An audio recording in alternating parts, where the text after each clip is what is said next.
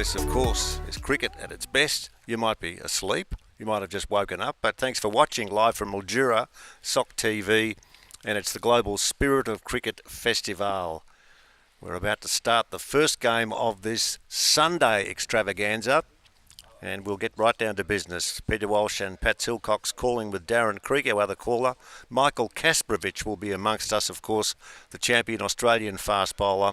And we will have dot points right throughout our coverage of all of the games, particularly this first one. And we're heading now towards only a day or so of the finals coming up. And it'll be all good too because there's plenty of money that is available.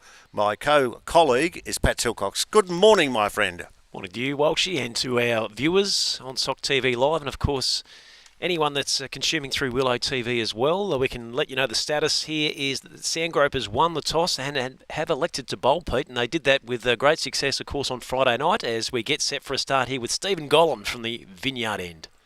And he's going to walk in, which is a little unusual, but in this competition, because the bodies have worked themselves through a fair amount of sweat and perspiration that in the first few days, and what we'll be doing as we work ourselves into go mode, we'll talk about the way the table stands with games following. We've got games today, games tomorrow, games Tuesday, and then it's all over, and then they share the splash around of dollars and cents. Yes, they do. As we see Brian Goodwin back and across, trying to hit out into the onside. Big shout from Steve Gollan. Umpire says not out. Looks like we've got Daryl Sullivan standing at the Vineyard end to start.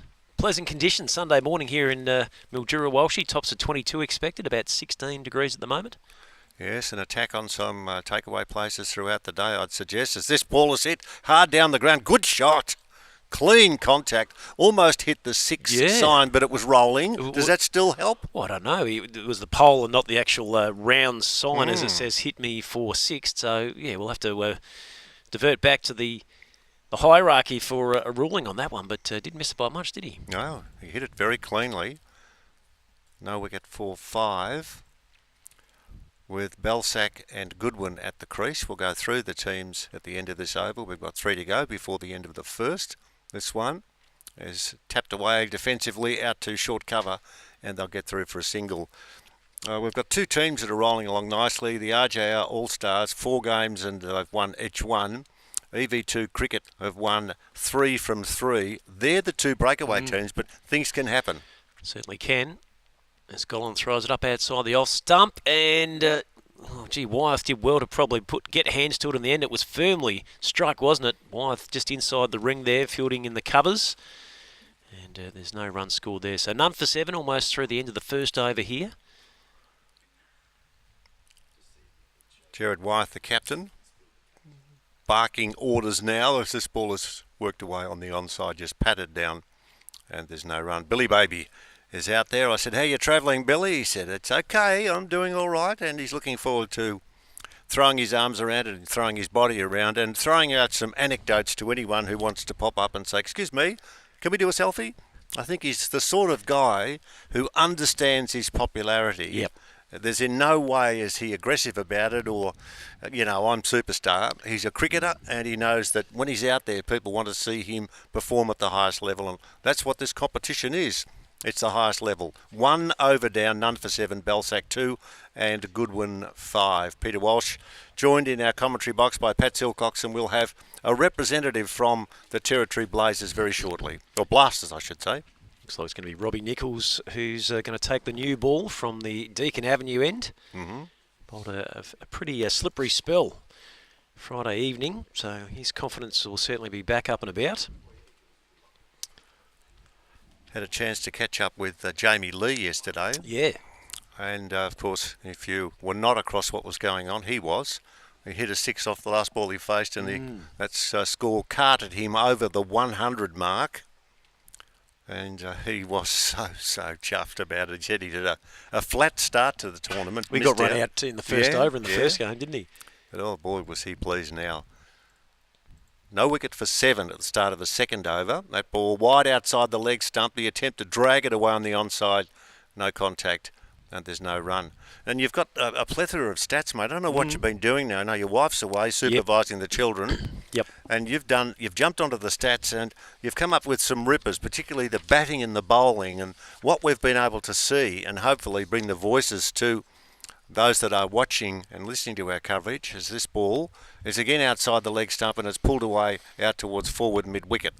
And there's no run. So you've got a few stats there, and you can talk to us. Yeah, look, I can tell you that we've had 3 centurions already in the tournament. You mentioned Jamie Lee, of course, on Friday night. Maxie Wilton, after pulling the hamstring, doing the calf, managed to pick up a century on this venue. We'll come back to that in a second as Nichols wide outside the off stump. Bit of an off-pace delivery there out of the back of the hand, which had Belsack a little bit confused. And, of course, Adnan Khawaja picked up the highest score of the tournament, 113 at the Mildura Senior College. And, of course, she caught up with him last week as well, Walshy. He was really, really chuffed, a very softly spoken person, and had to ask him the question that everybody would ask him. And this ball wide outside the leg stump and hit just shy of the man out there in Jared Wyeth. And there's no run, so it's a tidy overs. No score so far off 4 deliveries. But Khawaja, just a lovely smile. And I said, are you any... He said, I've been down that track before. I said, can I finish the question? Yes, you can. But I know what it's going to be. It's about Usman. Yeah. There's a lot of Khawajas where I used to come from. Okay. So that ball in the air and hit well behind square for 4. A little bit short. And the first time that he's been punished in this over, the second last ball of the over, and it's no wicket for 11. But had a big smile on his face. He was so thrilled about... I don't know whether he was as happy as Wilton, because Wilton, he was crook. He couldn't get around because of a crook calf, and he was belted sixes. He was gone there at one stage. We thought he was coming from the field and just continued to power his way through. Last ball for Nichols. Just packing across there. Belsack hitting out to the offside. So the end of 2 overs, score is none for 12. No wicket for 12 in this match between the Sandgropers and the Territory Blasters, and we've got cricket all over the shop today, and I say that in a positive way because the venues are so close to each other. Yep, easy to get easy to get around and have a bit of a gander at some great over 50s cricket as part of the Global Spirit of Cricket Festivale. We'll just go through the next over and then I'll have a chat to... Well, I won't, but you'll have a chat to Michael Kasperovich at the end of this over. There you go. And yesterday, mate, my skills were to the fore yesterday. I was just so excited about what I didn't do. When I left, there was a team, I won't mention the team, who were saying, look, we've got to drop this van off and then we want to go down to the Mercury or the Mercure for the hotel because we're going to have a few quiet ones. And I said, well, look, I don't drink and I'm happy to fill you up in the car. Not fill you up with grog, as this ball is dragged away on the onside, out to the fence for 4. Good shot, hit in front of square, and it runs away out to the fence and will register another boundary. So the run's coming up now to no wicket for 16. So the guy said, yeah, look, we've got to drop this van off. And I said, well, how do I do that? Just follow me in the van, and then we'll stop, get out of the van and get in your car. Okay. And I said, well, that's pretty easy. So I into the main drag, and there's a couple of vans in front of me, and I thought, well, the one right in front of me, they'd be going slow. That'd be the one I follow. 25 minutes later, that turned into a caravan park. Oh, no. So I knew it was the wrong one. Oh, my goodness. So, yeah, it was a big effort on my behalf, and I eventually got back to the hotel. I haven't seen the cricketers. Maybe they're still waiting for me. I don't know. Well, it filled in a fair chunk of your day anyway, didn't it? Oh, they were really nice guys, and I wanted to have a chat to them, but I followed the wrong van. So there you go. These things happen, don't they? Can happen, yeah. No, you're right. Stranger in a strange town. Just a very strange person like me. Ball taken down towards third man. I'll get through for the one initially. Yep. But I know this place. I mean, I can just go to where there's a roundabout and then it's 16th Street. And I can move forward and the next one's 13th Street. And I'm thinking, where did I miss those 2 streets? I don't know. Anyway, it's midway through this third over, and this ball wide outside the off-stump, cut forward of point. They run 1, and they won't think about running on the second. Dashing in there and doing the fielding was Benny Warren out there, and he did well, so it's none for 19. Peter Walsh, joined by Pat Silcox and Michael Kasperovich. A real thrill to have Michael on board with regaling of stories, and he'll be in very shortly. And we'll also be joined by Haman Shaw from New Delhi, who is responsible for the Territory Blasters, and we want to give them a good blast on air, Yes, Patrick, don't we? That we do. None for 20. Belsack's moved along to 13. Goodwin is 7. Good to see that Jared Wyeth's able to bowl today. Of course, on Friday he was a little bit sore, made some runs, but didn't take the ball. So he's a vital cog in the attack for the Sandgropers. As we get to the end of the third over, score is none for 21, and Walshy will catch up with you shortly, my friend. Alliance Biograin grows organic grains for strength, vitality and joy. Every grain carries the strength of the land, bringing real nourishment to every table. Because health isn't just about eating well, it's about living fully. Organic nutrition meets senior cricket. Alliance Biograin and CCMC, nourishing seniors, one meal, one match, one moment of joy.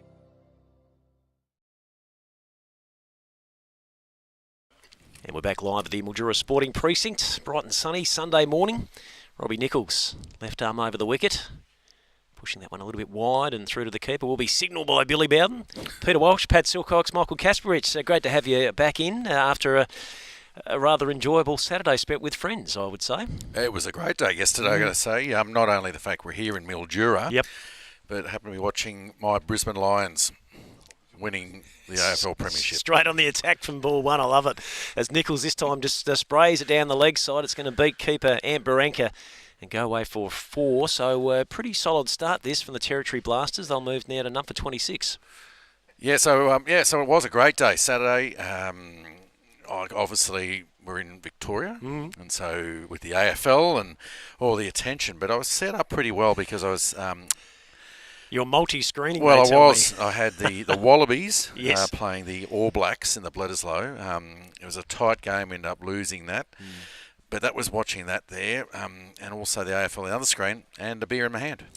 Life is good as that one's taken out through the cover region. They have got a man patrolling the boundary out there, so just the one. We were talking about it over the past couple of days here at the MSP, Michael, is batting first, it's almost a bit of a mystery as to know what's a good score because every score that's been posted first up has been run down with ease. Well, in this format of the game, T20, I know it, not just IPL, but BBL, teams prefer to chase, know what they're chasing. And it stems because of the belief that we can chase anything down and with situations and certainly setting a good total is the key, and none for 28. It's a good platform.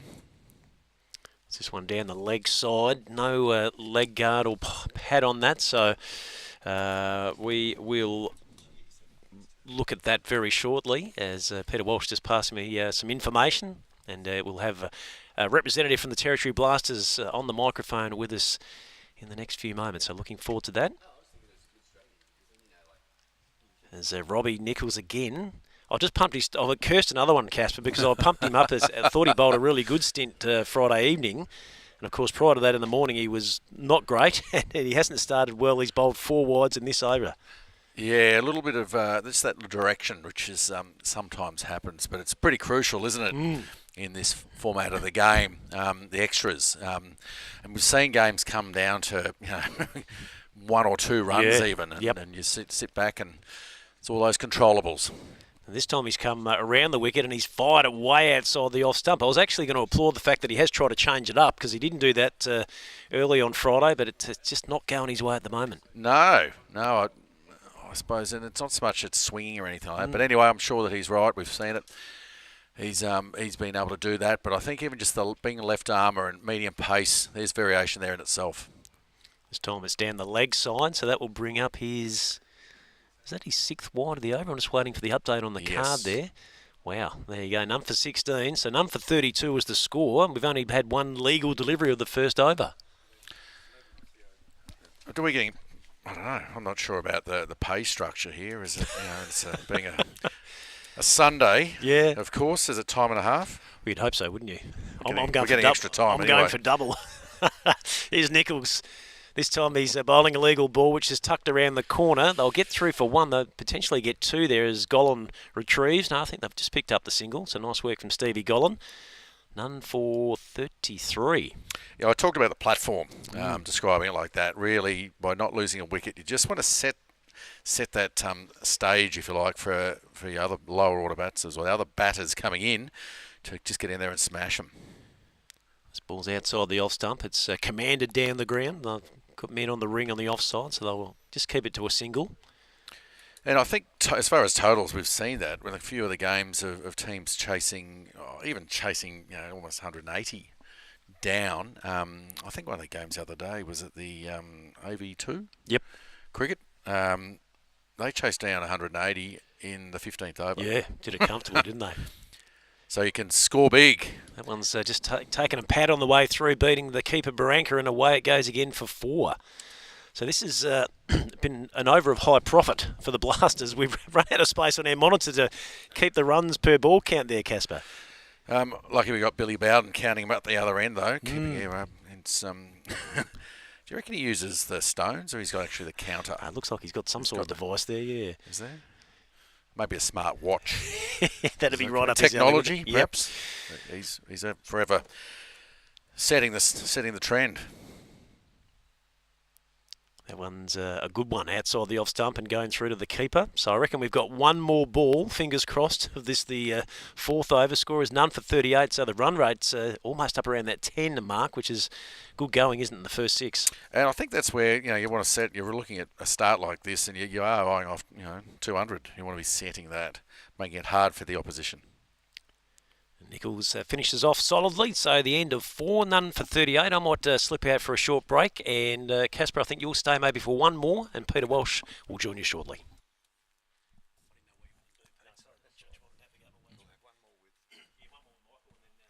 Yeah.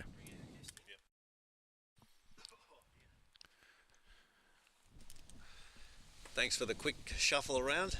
It's like the movies, you're sitting here in the movies and then you've got to move because you've got comics that you used to swap at half time. Did you do that when you were a youngster? Swap your comics? When you went to the movies. Did you ever go to the movies as a kid? Yeah, plenty of times, so I can't ever recall taking comics in there. Yeah, Phantom comics. Were they? Those ones. Is that because movie was boring? Or how the worst case scenario is when you opened up the last page and it had to be continued. Oh. You hate that. So this is good. This is very good indeed, and we should make mention of the fact that we'll be talking to Himanshu, the team owner of Territory Blasters. He's from India, lived in Darwin for 20 years, but he'll be joining us at the end of this over. So we're going to get you to jump out, but not for long, but to come back in.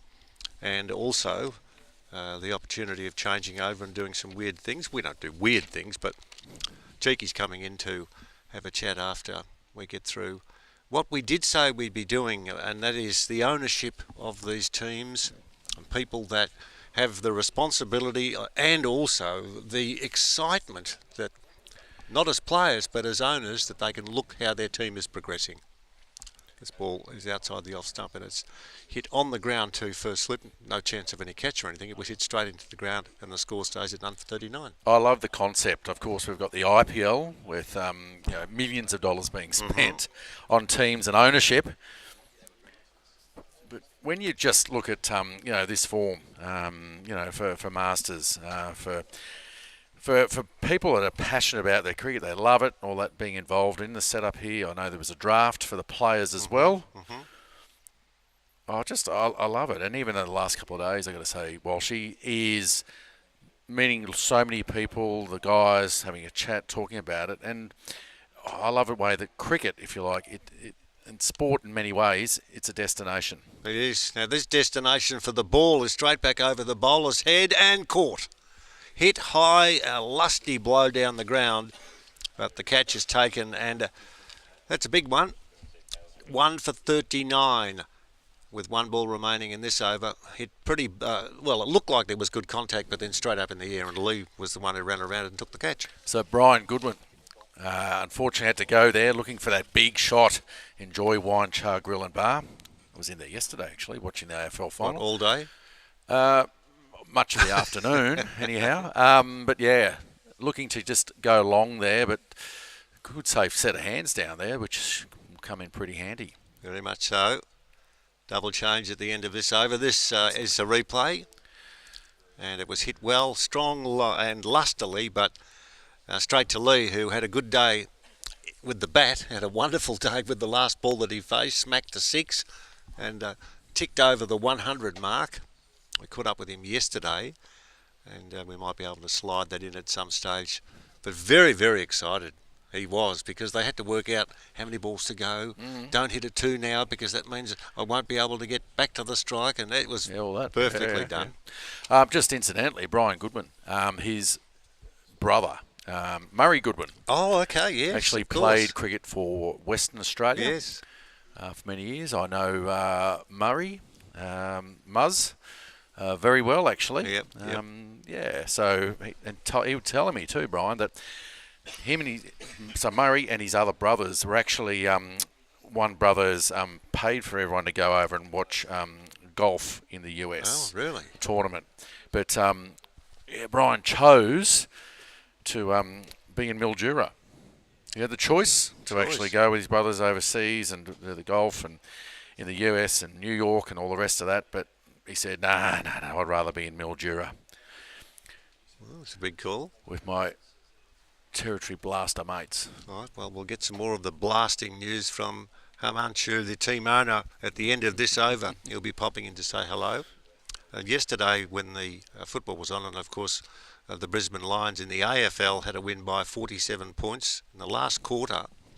They kicked 9 goals and Geelong kicked 5. There's not been a quarter, the last quarter of a grand final, where that many have been scored. 14 goals in the last quarter. Exciting, wasn't it? Not only because obviously the Lions, I'm from Brisbane, and being a huge fan, and second AFL title for 2 years. 2 years, yep. That ball smashed down the ground along the way. Oh, it's this. I'm not going to say it was a misfield, because it looked as if there was a slippery slide. I don't think he touched it. He might be right there. The feet, it was almost like someone pulled the rug out, wasn't it? Yeah, that's Benny Warren who did the running. But anyway, Belsac moves to 19. Dawes yet to score.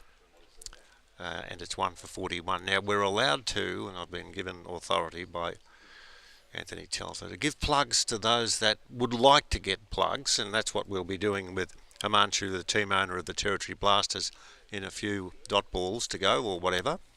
But I can also say that the captain of the Territory Blasters in this game is Leith Dawes. Now, he's got a good beard as this ball hit over the top. Good shot on the bounce out to backward point on the boundary, and they'll go through for 1.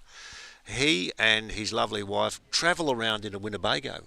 Oh, yeah. Just get in the Winnebago and then off they go. And they absolutely love it.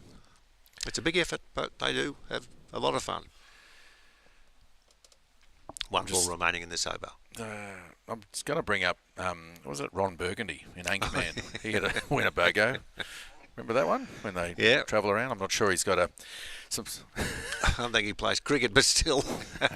That ball's pushed back down the ground, end of the over. Michael will jump out, but not for long.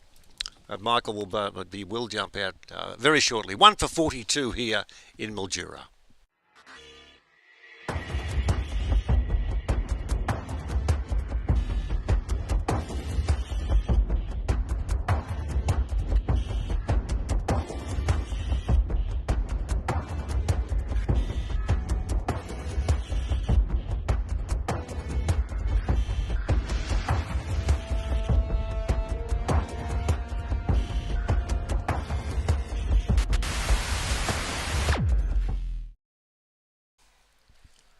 It's 1 for 42.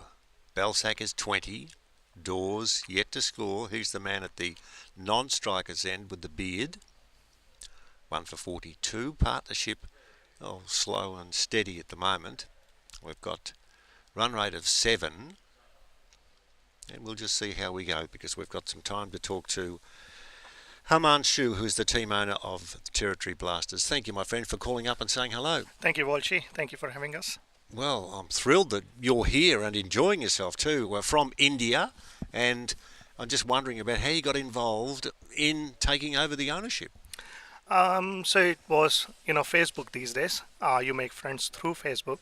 So Telf was advertising this on the Facebook, and matter of chance, it just came up on my screen, and I made a query, called Telf, and just carried on from there onwards. So you just decided, after having contact with Anthony Telfer, who does so much work for the promotion of and the staging of such an event, there's a team that I might buy, and you bought it. That's It unusual. was an interesting concept. When I spoke to Telf about it, he explained me how the concept will work and what is the big vision on it, and I'm investing in the big vision. And I found it very interesting what we can do around the veteran cricket, because I've been involved in the junior cricket through my club cricket in Darwin, and the senior cricket, but being part of the vets is a very different ballgame. Is this exactly what you thought would happen?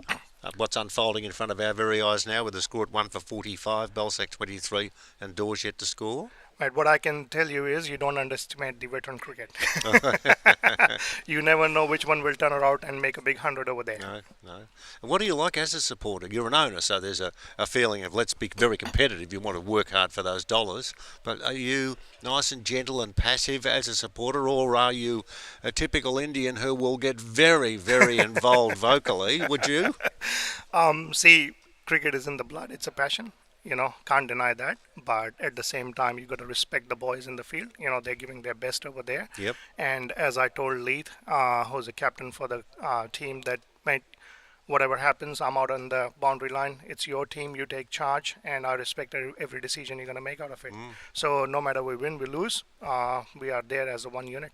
What would you consider would be satisfactory as a result now as the score, with some poor fielding, I'd suggest, and that's what rolled through and out to the fence for 4, Sandgropers and the Territory Blasters, the Sandgropers winning the toss and electing to bowl.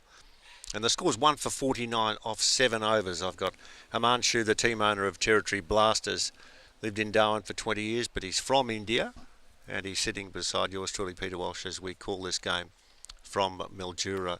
So you walk away on Tuesday when we have, let's congratulate those who've done the right thing with batting and bowling, etc., etc. Yep. Is there a normal life for you to go back to? Of course, I've got a business to run, so at the end of the day, I go back and take charge of the family, take charge of the business. I've got a beautiful wife to look after, so we usually talk every day. Oh, that's very good. You're talking every day. Well, you certainly have got a marriage that's worthwhile working on if you talk every day. Well, she's a good girl. She doesn't disturb me when she knows I'm in the ground. Does she follow cricket at all? She follows cricket, but at the moment she's not following at the moment. So she's got some health issues she's going around. Oh, I hope that she's going to get through those health She'll be issues. all right. Yeah. Children? No children at the moment. One beautiful dog we got to look after. So that's our baby. Okay, what's the dog's name? Petal. She's a Petal. Maltese. Yeah. Oh, nice. My wife named the dog, so she's kind of a rose for us. Oh, good. And now, as I said, you go back to business. How long have you been involved in the sort of business you're doing now? 18 years, so 20 years in Darwin. So I went to Darwin to do my degree in accounting. I did my master's in accounting, and then, the opportunity came up to start the business, and it just landed out of nowhere, like the Territory Blasted landed out of nowhere. Yeah. I think I should say I'm a man of luck. Oh, well, you must have a man of talent as well. I've got some issues with money at the moment. Should I organise to have a chat with you later on? My wife will give you another opinion on that.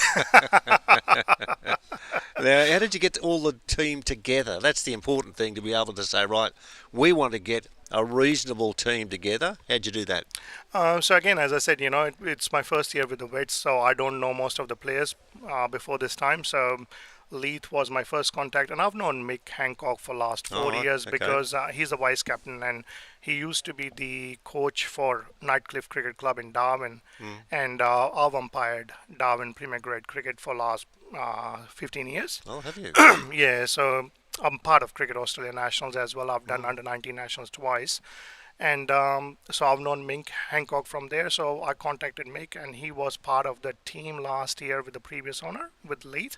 Yep. So it was a very easy decision for me to make Leith the captain and Mick the vice captain, and kind of they did a hard work for me and pick all the players around it. 1 for 49, Balzac 23, and the man who scored a century the other night. It seems that long ago, but it wasn't. That's Lee, who's in the attack bowling, and with that delivery being sent down, that's the end of the 8th over, 1 for 50. I'll go one more over with you, my friend, and then we'll do some changing and have different voices in. So if I was to say to you, explain Territory Blasters, where did that name come from? I was talking to when me and Telf were talking about the franchise ownership, and then it just came up to my mind that what will you name the team? And I said, mate, how about Territory Blasters? It was like a fraction of a second. And Really? Yep. And he said, oh, that sounds like a really good name. And I said, how about I go back home and talk to my wife and see what other options we can come up with. Oh, she's really good in that. I can tell you that. She sounds like she's a keeper. Oh, man, she's a lecturer. She gives me good lectures. No, that's fair enough. Boundary scored off the first ball of the next So if the over. name was gone wrong, I would have been lectured for the would. rest of my life. Now, look, I'm very big on loud church, as you can see. The colour. Now, when I think about Territory, I think about Darwin. I've worked in Darwin, and it gets very hot, and it can get very wet with the wet season. Do you like it there? Oh, I loved it, man. 20 years over there. I love the wet season. I know people don't like about it, but wet season, you go out, you have a free steam bath. What else you can ask for? Free steam bath. Okay, I hadn't thought of doing that, but still, that's something. And so it's been in the family. But from your point of view, you actually played the game, of course, didn't you? I have. I've never played to the highest level, but I've been part of the club cricket in Darwin for the last 20 years. So I'm part of the management committee in my club, and played on the social Sunday cricket, and I love it. Yeah. Of course, the Northern Territory, they haven't got a team in the Sheffield Shield competition, but do people become aware with Spirit of Cricket that a Territory Blasters team does actually have an existence? Not at the moment. We haven't done much around it. It's our first year. So once we have this tournament, we're trying our best to go back to the local community and see if we can pick up the local players from Darwin for the next year. And we can have some presence made from the Darwin community who can come and participate in the Spirit of Cricket over 50s. I've got you. Yeah, well, you said presents, so if you're thinking about giving me a yellow shirt, I'll wear it. But you said presents, so don't drag me into it. That was you. Now, last ball before we swap the voices over.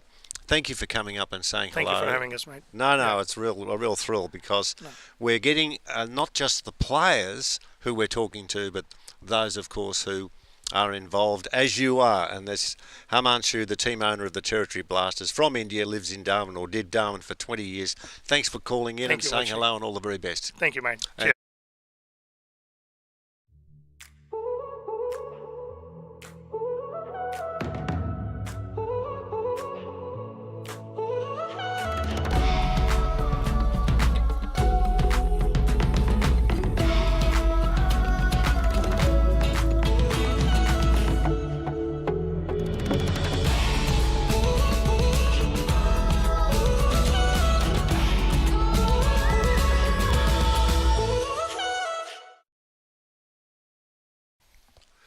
It was a bit sad that because I was going to go for the biggest plug of all times to get perhaps a gold shirt. But that looks as if that's gone out the door. What a lovely man. Michael Kasparovich also fits into that category. He's a good guy. And he's back behind the microphone. 2 for 55. It's 9.1 overs being bowled. And at the end of this over, there will be a change. Oh, they're having drinks. Well, that's a good idea. We can get more from you, Michael. It's 2 for 55 with the Belsec 29 and Dawes on 4. It's been a good start. They've batted well. They've lost a wicket, but almost halfway through, there's not enough runs in the bank. Is there 55? What do you think, my friend? Yeah, I think they'd be quite happy with that. At the moment, obviously you've got the back end now, 10 overs. You want to be getting at least 100 in there. We've seen, I think, the way this pitch has played throughout the tournament so far, sort of even 140s was sort of the score, and some relatively tight games. I think they've done that well. They've managed to pull it back from the start, the platform that was set early. But I think it's losing that second wicket gives an opportunity again to start a new partnership for the Territory Sandgropers. Yeah. Territory Blasters, sorry. It's hard to work out all these names, isn't it? We just call them colours. The orange, which is best, the orange or the yellow or the gold? Well, even players don't talk about names, just talk about the number. Yeah, that'll do. I suppose is the other way. But I love the way that Himanshu there in your conversation talked about the name Territory Blasters, how it just came to him. Just decided that fits, and I guess it's one way to do it. Well, particularly if your wife says that's the name, full stop, and he sounds like he's not going to get any say in the matter. I mean, the domination of his wife seems to be a relationship that's working beautifully. Exactly. I think I think whatever. Yeah, I think the Minister for War and Finance. That's the other department, I think, that often gets taken. Yep. Okay, just pause for a moment. Cheeky's coming in. It's 2 for 55 with Hancock yet to score and Dawes 4. And we are broadcasting here from a magnificent precinct. Had a walk around this morning and, gee, it's good. All good to go, and we'll be back here with more in just a moment.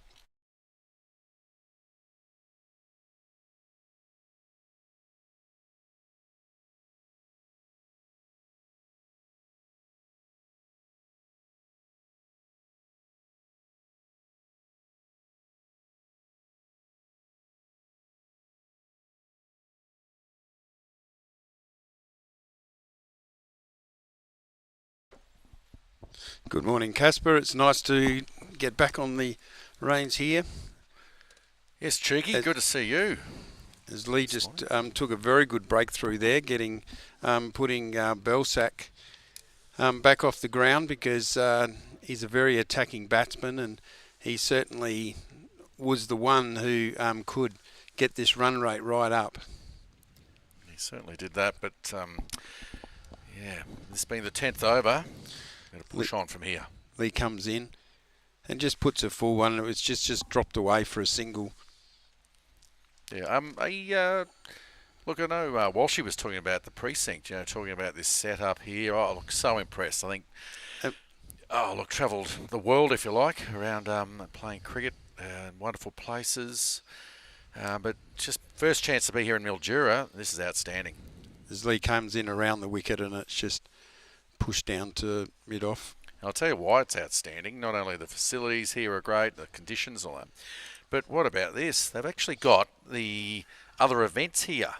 I know the Melbourne Victory are playing Adelaide United on the 4th of October, but there's even a better event. And Well, I like my music. After Lee comes in over the wicket again, and it's just pushed out to mid-off. You ever heard of Lenny Kravitz? Lenny Kravitz, yes, the yes, guitarist. Absolutely. He's actually a musician, all instruments. He's here on the 28th of November.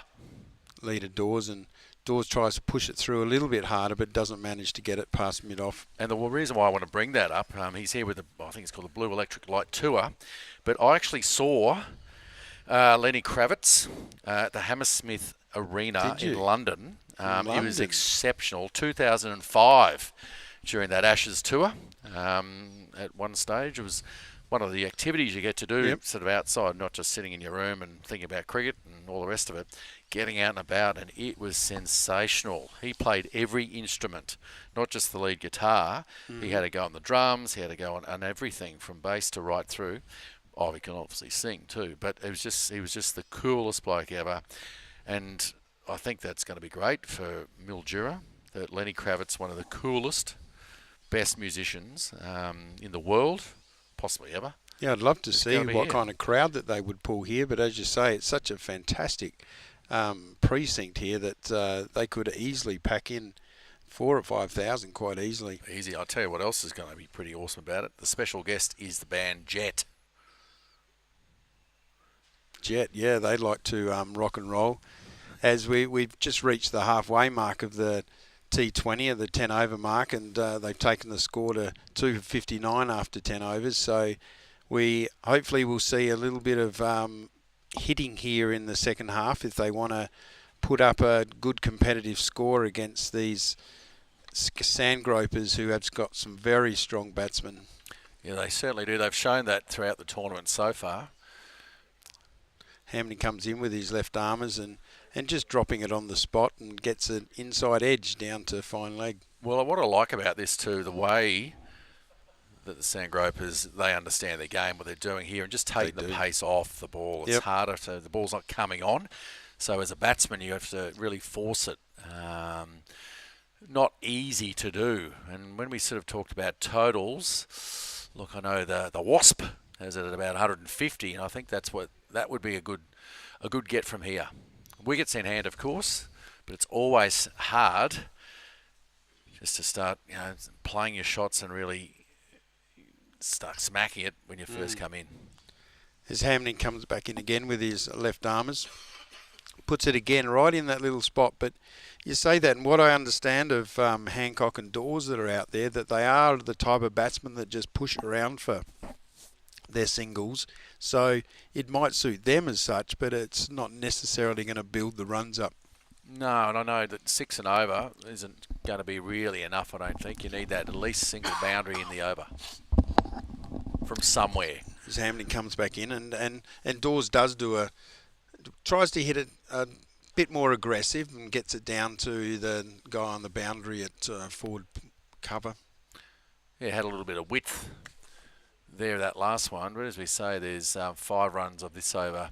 2 balls to go, and I think that's the theory, I suppose, the ingredients when you're batting.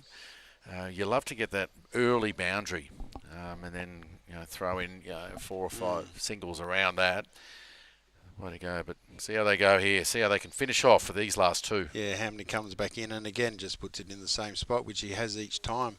I think with his kind of bowling, the batsmen, it'd be good if they started. They've got through for a leg by there, but the batsmen need to change things. Step inside, move around the wicket to try and get Hamlin off his spot that he's bowling. Well, you generally, you have your zones, your areas, that you can actually. You're looking for the boundary with the fielding restrictions. Would be what you're aiming at. Yep. But that's really well bowled by Hamlin. Good tide over. But we see with all the great batsmen of T20. That they're just so inventive in what they want to do. They got the confidence to move wherever they like around that wicket. I'll give you an example what he could do there, and with him left arm orthodox, is maybe take a stance a foot outside leg stump. Yeah. And that just changes the angles a bit. Then the bowler's got to think he might try and bowl it wider, but it just gets him off his game. Mm-hmm. He can also set up out there, but then as he's coming in, he could step back to where he's comfortable and move if he wants to. But it just puts that doubt in the bowler's mind, doesn't it? Well, you like to see it, change it up. It's like with the ball in your hand. You want to change it up. Even bowling, not just wide of the crease, but maybe using the length of the crease as well. Lee's continued. And again, as we say, put in the spot, but it's just been tapped down to point. Seems like the Sandgropers are happy with them just turning the stride, getting the singles, just getting the 5-6 runs and over. Oh, when you're the fielding team or bowling team, you love it. If there's singles in a 20-20 match, it's a great result. And from a bowling point of view, that's a great outcome.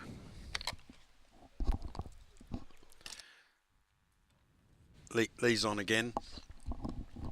And this one's gone a bit more leg side, and Dawes tried to heave that over square leg, but unfortunately didn't get his bat to the ball. It was like a standing sweep shot, wasn't it? I think that's the length. Well, so the line. As soon as it's straighter, you're going to be looking to the leg side like that. Lee, another short ball, and just manages to hit it to square leg, but they do scamper through for the single. Well run. Yeah, it was, and I think that's the other good thing is that you're looking, even though it's finding it hard and sort of looking at ways here to score your runs here. The good understanding between the wickets, and even though it's gone straight to the batsman, they're off and got there easily. Lee coming back in around the wicket to the left-hander, and Hancock just defends it across to cover. Something we don't necessarily see a lot in T20 games. Lenny Kravitz, one of his famous songs was "Are You Going to Go My Way?" And did you? Well, we often did, yeah. So I'm just wondering which way this is going to go. As far as all these dots, only 2 off the over so far. He comes back in around and just puts it in the same spot. It's just tapped to point as they go through for a single. So I guess when you are away on your tours, you would have got some good entertainment in between the matches or at night. So is there many more concerts that you've managed to get to? Yeah, there was one famous one we went to I was in Perth, Test match against New Zealand. The Angels were playing. The Angels were playing, and Screaming Jets were the support act. And it was so awesome because we were able to there's only a couple of us went, saw the Angels, Screaming Jets first, and then the Angels with Doc Nielsen, He actually was on there when he was alive. And then the Screaming Jets came up, and Dave Gleeson. Dave Gleeson, yeah. All of a sudden, I was chatting with him, and he loves his cricket. He would just, I was loving my rock and roll, but I reckon he loved cricket more. So you just get to meet some interesting people, obviously, through that and the occasion. I think that's the whole point. You need something else, obviously. You could call it work. I guess you're living your dream. You're playing cricket for Australia. You're travelling, all the rest of it. But you still got to break it up. And I think, getting out and about. Good books as well. Good books. Yeah, a bit of a reader. Spend some time. Yeah. Hamling's back in with his little left armers. And, he's just put it in the spot there, and Hancock's tried to push him away over mid-on, but didn't quite get onto it. And unfortunately for Robert Nichols at that mid-on spot, he's having a bit of a shocker of a day and put that catch down. Another one down, Good chance. You just don't need that. I think they really would have put the screws on there, but looking to slog sweep, find a boundary, that's what pressure does. So Dawes back on strike, and he's moved across. That's lovely to see. Stepped outside off, wanting to put it on the onside, and he managed to do that just for a single, though. Yeah, just that we're finding a way, just change it up here. They've identified that. Look, going at 5.6 runs per over. Look, with the ball in your hand, you're so happy with that, as the Sandgropers would be here. So I think we'll find he's going to go mid-wicket again if he can get underneath this. Hamley comes into Hancock, and Hancock just defends it across to, probably just a cover position there. And with each dot ball, you just know the pressure there, and in the mentality, in the mind of the batsman, feeling like I've got to get on with it, I've got to find a way. So I'm pretty sure he's going to be going and looking to mid-wicket and long. Hamley comes back in, and he's not a bad delivery if it was a normal day game and instead of a T20, but it's been called a wide down leg side. Is that because I'm just going to question that? You said it's not a bad delivery. It's kind of negative, isn't it? Even in a 4-day game. I think the keeper was trying to get a stumping there. There you go. Stumping, yeah. Then every chance here.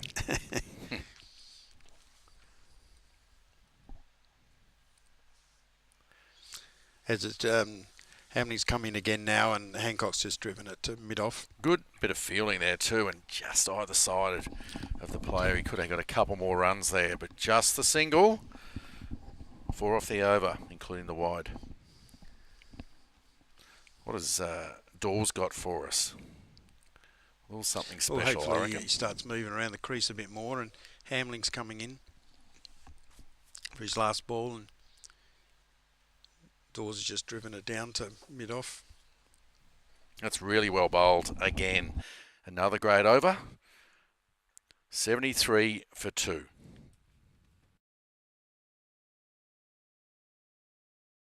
What's going on?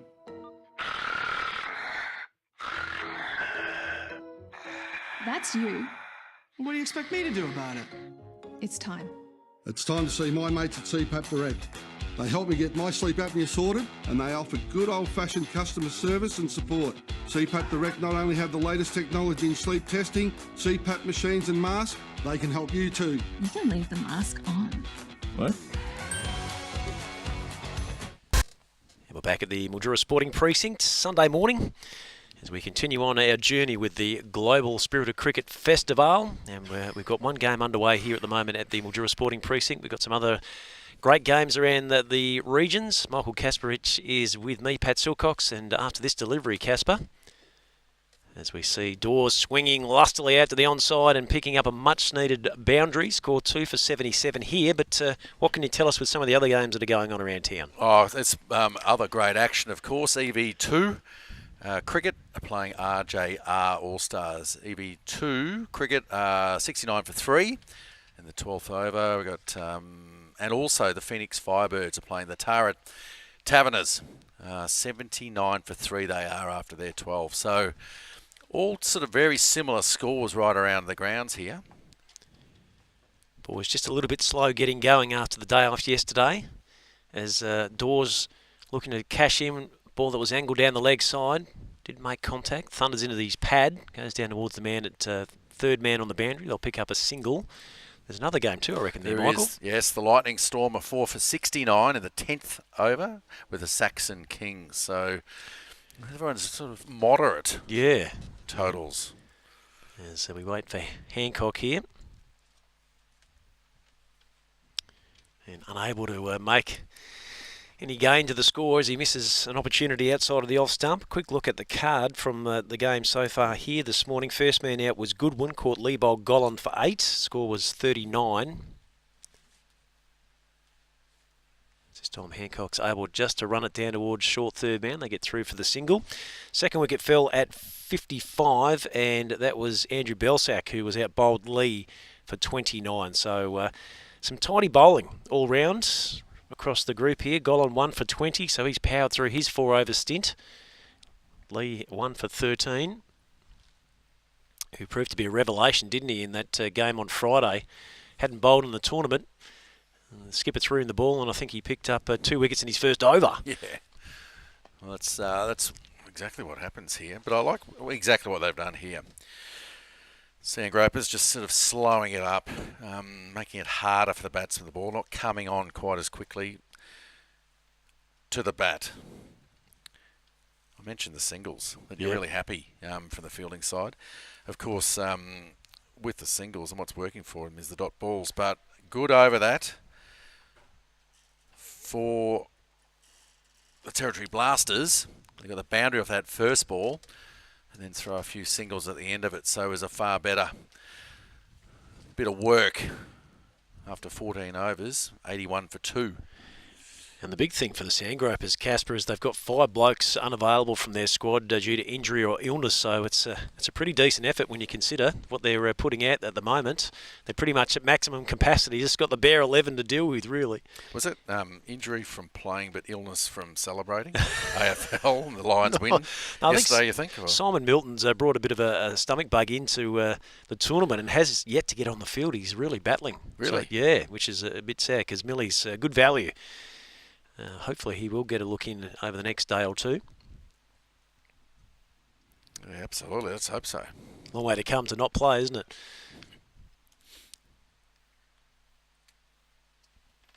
So Hamling bowling it once again in tandem with big Jamie Lee. That one's going to beat the man who was stationed in on the ring at short third man.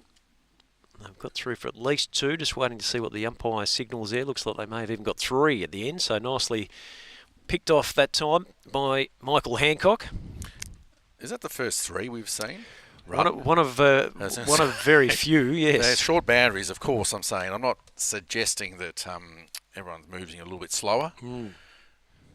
It's not suggesting in any way that old age is the result.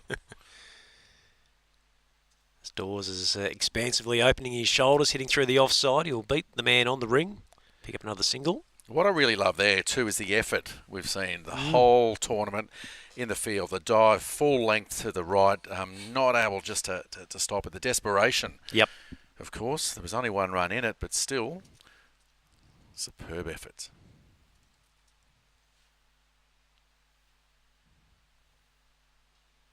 Thrown wide outside the off stump and will be signalled by umpire Darryl O'Sullivan. Just back to your point there, Michael, I think the players have got great confidence in the surface. It's really well grassed and they can, throw the body on the line, I guess, as it were, when the ball goes past. So that's always good because sometimes when you play around the countryside, some venues maybe not quite the water allocations of other regions. So, yeah. Well, you want the confidence, obviously, on the surface, but also the confidence you can get back up. This one's a much better delivery from Hamling, but it's worked nicely by Hancock as they may well go for 2 here.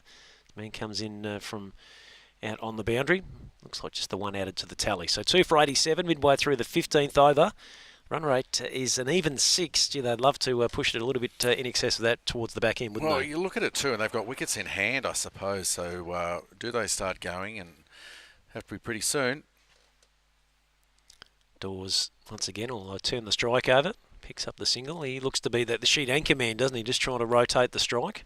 Yeah, no, it's good, but I think that's where you start to think about your zones. We mentioned before around areas, and quite often that slog sweep comes in. There's generally going to be a deep mid-wicket or the man in cow corner. that time. We see Hancock going a long way across his crease. Big shout from Hamling, but ball was probably pitching outside the line. Daryl O'Sullivan says she's leg bys, boys. So what are we now? 2 for 89 as Walshy just dives in for the iPad. There you go. Got the Hawthorn livery all over, which is good to see. Too, doesn't he? Doesn't he? Yeah, look, I think that's one of the, you see, the shots like we just saw there, that sort of slog sweep. Trying to generate some pace and speed onto the ball. Good use of the crease there too. Just trying to change it up. I think that's important. As we saw Friday evening, Hamling and Lee, once they got into their momentum, their routine, they were very hard to get away, weren't they? He certainly has been. Another good over there. 16 runs off his 4 overs. His spell was really well bowled. 2 for 90 after 15. We'll get you to stick. It's a great way that we get messaging across here with the Beeline boys. Little post-it note with a number. Says we'll go for one more over, then we'll take a spell. Score 2 for 90 as we now move into power play number 3. So obviously the extra man can drop outside of the ring. Meaning that's 4 now, isn't it? I think they can have up to 5. 5. Yeah. 5, okay. Yep. Rightio, and I guess so then your standard positions with long off, long on. Mm-hmm. Cow corner, of course. Cow corner, mid-wicket. Oh, sorry, square leg. And they may have a deep point. third man, perhaps, or deep point, do you have on the offside? With the slower bowler, the spin coming in. So it makes it harder still, but I think what is hard is a new batsman coming to the crease and actually having to not adjust to the conditions and the pitch. Yep. So while the guys are out there and they've been there for a little while, set that good partnership, they know the conditions, they know the feeling here. So change of bowling. We'll see if a change of batting also, the way the Doors, after his 25 deliveries he's faced already, he can turn that 22 into a lot more. So Benny Warren into the attack, ball taken down towards long off for a single. Just what you were saying before, Casper, it's tough, isn't it? Because you almost feel like one of these guys have got to sort of sacrifice to get on with the job. So with men in the shed, but as you said, a new man coming to the crease takes a while to settle in. It really does. And often I've always said is that the longer you're there out in the middle, the easier it gets. And so you have the responsibility while you're out there, you're seeing it, you're hitting it. You know it's keeping a little bit low as well. It's up to you to be there at the end. And ultimately, this first innings is about setting a total. You set what the bowling let you. Big swing across the line. Shout for LBW. Again, might have just been pitching outside the line. Gee, Benny Warren's down on his haunches, can't believe his misfortune, but Billy Bowden says, no, all good, she's just leg bys. And he's going to ask the question of Billy. I'm not sure he's going to get the response he's looking for, though. He was enthusiastic. I'm not talking about the appeal, I'm talking about the... the banter. Well, I'm talking about Billy. Yes. Enthusiastic in his delivery of, decision. I'm presuming he'll be up and about after the All Blacks victory yesterday. So there's plenty of energy there for him. Stores, top edges one around the corner. The man who was on the 45 had just snuck in a bit inside the ring, so he's got a bit of work to do. Might just pull it back inside the line there, so they'll get back for at least 2. Dawes will take his strike once again, so 2 for 94 midway through the 16th. We might get a chance to look at this one. Just, got away from him a bit, didn't he, as he tried to loft the ball onto the onside, got a bit of top edge. We didn't quite get a review on that one, but we'll continue with the live pictures. Or maybe we won't. This is the LB shout from a couple of balls prior. Anthony Baranka too was well and truly in the appeal status there, as it looks like they'll get one through and just one bouncing over the line for 4, a much needed 4. Here we go. Good shot here from Dawes. We talked about taking the ball to the onside, getting inside that line and hitting it hard. We haven't got the breeze we had the other day. No. That was strong, 55k an hour. The guys on the cameras at either end, I think. We had to reel them back in a bit, didn't we? We did. They were getting a bit wobbly up high. A little bit dangerous up there. Yeah. But good intentions here. Tallers again, just pushing out into the offside. They'll get through for a single. You get the feeling that he's starting to sense that he needs to seize the initiative now, doesn't he, Leith Dawes?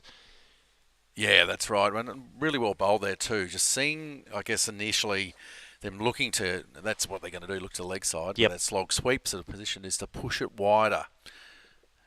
Push it wider there, making it all much tougher. From Ben Warren there. Nice bit of bowling, but left-hander on strike now. Swung out into the onside. Looks like he got a decent piece of it, but they've got men in the right spots there on the fence. Ball bowled back in by Craig Callies. That'll be the end of 16 overs here at the MSP, and the Territory Blasters are 2 for 100.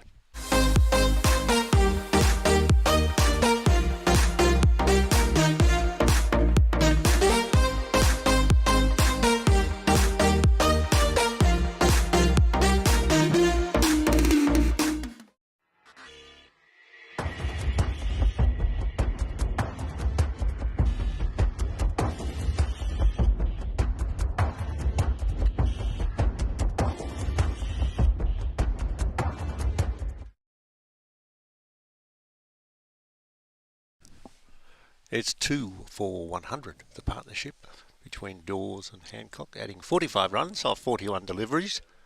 4 overs remaining, and I've got some information to be shared with you, Michael. Oh, thank you, Peter. Thrill having you on board our coverage here of the cricket that continues to enthuse all of us. 2 for 100, starting the 17th over. This ball on leg stump, and it's whipped around the corner. Might have been just pad, we'll wait and see. Yes, it is the leg by.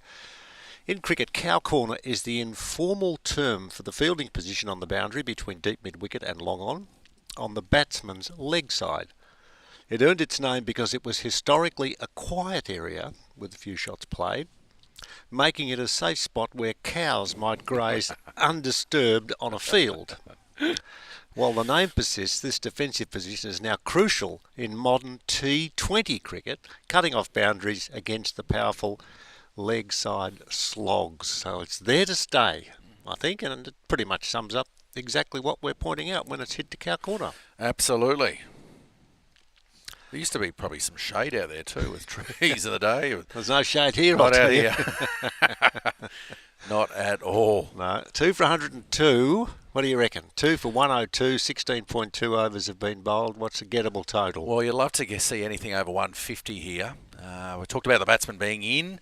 It's always easier when you're being out in the centre. So they're just sort of moving the leg side field a little bit here. Man, deep back with square and mid-wickets. Hamling in, outside the off stump, and there's an edge there. There was no chance of a catch. There's no slip there. Charging back after the ball, Warren will pick it up and flick the ball back to Barenka, and they got through for a couple. You'd be looking at sort of that 150. It's always been a challenging during the day games here, especially. So that 140s, 150, generally pretty good scores. And when you look around the grounds, it's kind of similar for a lot of the teams. This is a good partnership, this. It's a partnership now that they want to be still there at the end of the 20 overs as this one is swept out onto the onside just forward of square. And they will get through for the single. The ball going quickly out to Simon Milton, 2 for 105, Hancock 17. And the king of Winnebagos around Australia, Leith Dawes, he just jumps in the Winnebago and says to his wife, and they put the family on board, where will we go this time? And he said he's had a look at a lot of places around Australia in his travels. And I don't think he's had a shave for a couple of years either, but that doesn't matter. Now, what's going on here? There was going to be a ball bowled, and there was a decision made, no, I won't bowl it, so what happened there? What do you reckon? Oh, he just held on to it. Maybe he saw the batsman move and decided not to bowl. Hey, where does he start these two? Where does he start them? Yeah. In his Winnebago. Where's he live is what I'm saying. That's a good question. He's not in from Darwin, is it? I don't think. No, I but didn't think he's... I'll find out, though. He's a good guy. He really is, as he steps back and across and then moves into the shot. The footwork was there, and he plays the ball straight down the ground to Craig Broomhill, and they'll get through for one. So 2 for 106 now. I think it's a great example, though, of the beautiful country we live in here in Australia. There's so much to see and do, and of course we're fortunate enough to be down in Mildura. Pretty special part of the world, this, I think. It is, yeah. This next ball is tossed up outside the off stump and driven down the ground for a single. It goes deep on the offside. They walk through for the single, 2 for 107, as we are nearing the completion now of yet another over. So 17 down, with Hancock on 18 and Dawes on 32. The last wicket falling with a score at 20. Let me have a look. 1 for 39 and 2 for 55. So they're getting there, 55 and 107. That's 52 runs. And still got a few wickets left. As a matter of fact, they've got a lot of wickets left, but they haven't got too many runs in the bank that I reckon they'd be satisfied with. 2 for 107. Well, that's the thing. I think the Sandgropers won the toss, elected to bowl first, meaning they're going to back themselves chasing, just to sort of see it. And I think for good reason, that you just want to identify. And even if it is hard, and they've seen the way that they've bowled or been able to bowl and contain it, when they have the bat in their hand, they'll look to certainly adapt and adjust from there. Warren in starts his new over. It's on leg stump. The attempt to work away on the onside behind square. Was there a leg by? We'll wait and see as to whether or not there might have been a tickle on it. There is a leg by. I just turned around and had a look, and Billy, it was as if he was doing the scissor kick in a high jump. That's going back a long time. I know, he's quite active, isn't he? We've talked about that many times. But then he pulls it all back now. He looks quite relaxed. He's got one. Is there a hand in his pocket? Right hand, or he's just quite relaxed? No, he's there. Where his hands I go. tell you what I love about is the way he enjoys it. Yeah, he loves it so much. And even, I think yesterday, being the day off, he went lawn bowls. Did he really? Yeah. He's still active. He certainly is. So too is Warren, who's in. Bowl shot outside the off stump. Cut for 4. Good shot. Made good contact and the perfect placement. It goes behind point for 4, 2 for 112. Hancock 18 and Dawes 32. And had the chance to have a quick chat to Bill about the very sad passing of Dickie Bird. And we stood outside one of the other venues and we just chatted away, and I looked into his eyes and he said, the gates of heaven have now been opened to welcome Dickie Bird. And he was really quite emotional about it. Yeah, they've got a club, the umpires. Of course they have. This ball on leg stump. The attempt to drag it away on the onside. Out LBW. The decision is made by Billy, and Warren's happy because he wasn't happy earlier on. And that's Dawes out. LBW for 36 off the bowling of Warren. It's now 3 for 112. The next voice you're going to hear is the man who made his first class debut at 17 years of age. That's a long time ago, isn't it? Michael Gasprovich. It was. I tell you what also is a long time ago is I retired 18 years ago. so I've nearly been retired as long as I played. But this really well bowled, nice and straight. And we've talked about the variation in bounce, keeping a touch lower there and looking to the leg side, as we've said, looking for the shorter boundaries through there too, 65 metres. The boundaries are right around here. But unfortunately there, just missed it there, straight enough there, and Billy Bowden, who was never wrong as umpires, always making the right decision. Did you have favourites, favourite umpires? Favourite umpires? Look at, maybe you appreciate their effort. Yeah. I don't know, as a fast bowler, I gotta say I used to love getting to know the umpires. And the reason being that you wanted to sort of come across for them so that they liked you enough so that when you did appeal or ask them the question, that instead of the ball just missing, it's because they like you, it's just hitting. So you like being liked, don't you? Only with an umpire. He's going to give me a wicket, yes. Rule drives hard down the ground, took the first delivery and hit with venom and relish and timing. And Billy is doing just that without a cricket bat. And he looked pretty good then, didn't he? He was vigorous in that signal. But look, right from the start, the very first ball, no mucking around at all, was Rule, and was his the way he played that was fantastic. Tim Rule didn't need to give himself much room, but still looking at that sweep, sort of like slog sweep and getting down nice and low. So it was great shot there. I did speak about it takes a bit of time. Longer you're there, the easier it gets. Geez, he made a meal of that comment of mine then, isn't he? First ball. And I've got an attempt at mirth coming up, so I'm giving you some warning. Rightio. Okay. That's this next ball at 3 for 116. Rules hit a 4 off the first. And that ball, he attempts to drag it away outside the off stump. Hits him on the pad. And there's no run. Now, Hancock is on for more than his half hour. No? Hancock's Half Hour? Television show? No. Okay. Once again, I look. No, it's all right. Look, That's Walshy, okay. you've a couple of times you've thrown a couple of questions like that at me, and maybe I just need to remind you or put into context. I'm only 53. Oh, I see. Well, So yeah. no, just throw that in. That's generally my rule. Is it? Okay. No, that's good. Generally my rule. Geez, it's 3 for 117. It's tiring. It's been a long day already. 3 for 117. Hancock 18. Rule on 5. And the score with 19 and 20 to go. Only a couple. If they get 130, 140, do you think that's out of reach? No, 12 balls left, so add 12 to the total. You're talking, obviously, you need that 130 at least here. So just a couple of boundaries. You'd love that 140, I think, from here. Would be where you'd really love to be. I've got a question for you. What's that? What's your favourite Lenny Kravitz song? Lenny Kravitz. Well, because he's playing here on the 28th of November. I saw that on the fence as I left. The only Lenny I know is Lenny Pascoe. He's an artist in himself. Oh, is he? What? What a character. Look, he's like you. There's cricket characters that we need to catch up with and chat, because he's a very funny man, but a fearsome bowler, wasn't he? Oh, him, and the combination of him and Jeff Thompson. Yes. Back in the day, they reckon was hard Yes. work.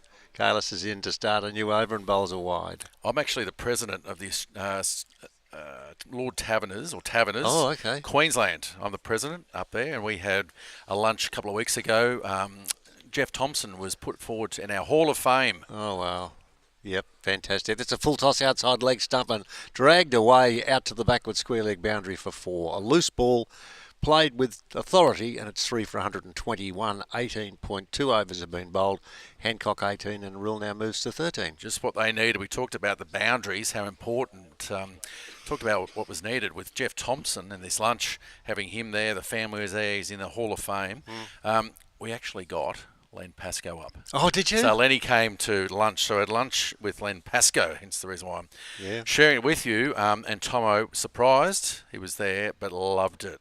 The two of them shared their early years, I think for Bankstown, playing for Bankstown in the Sydney grade competition, terrorising everyone.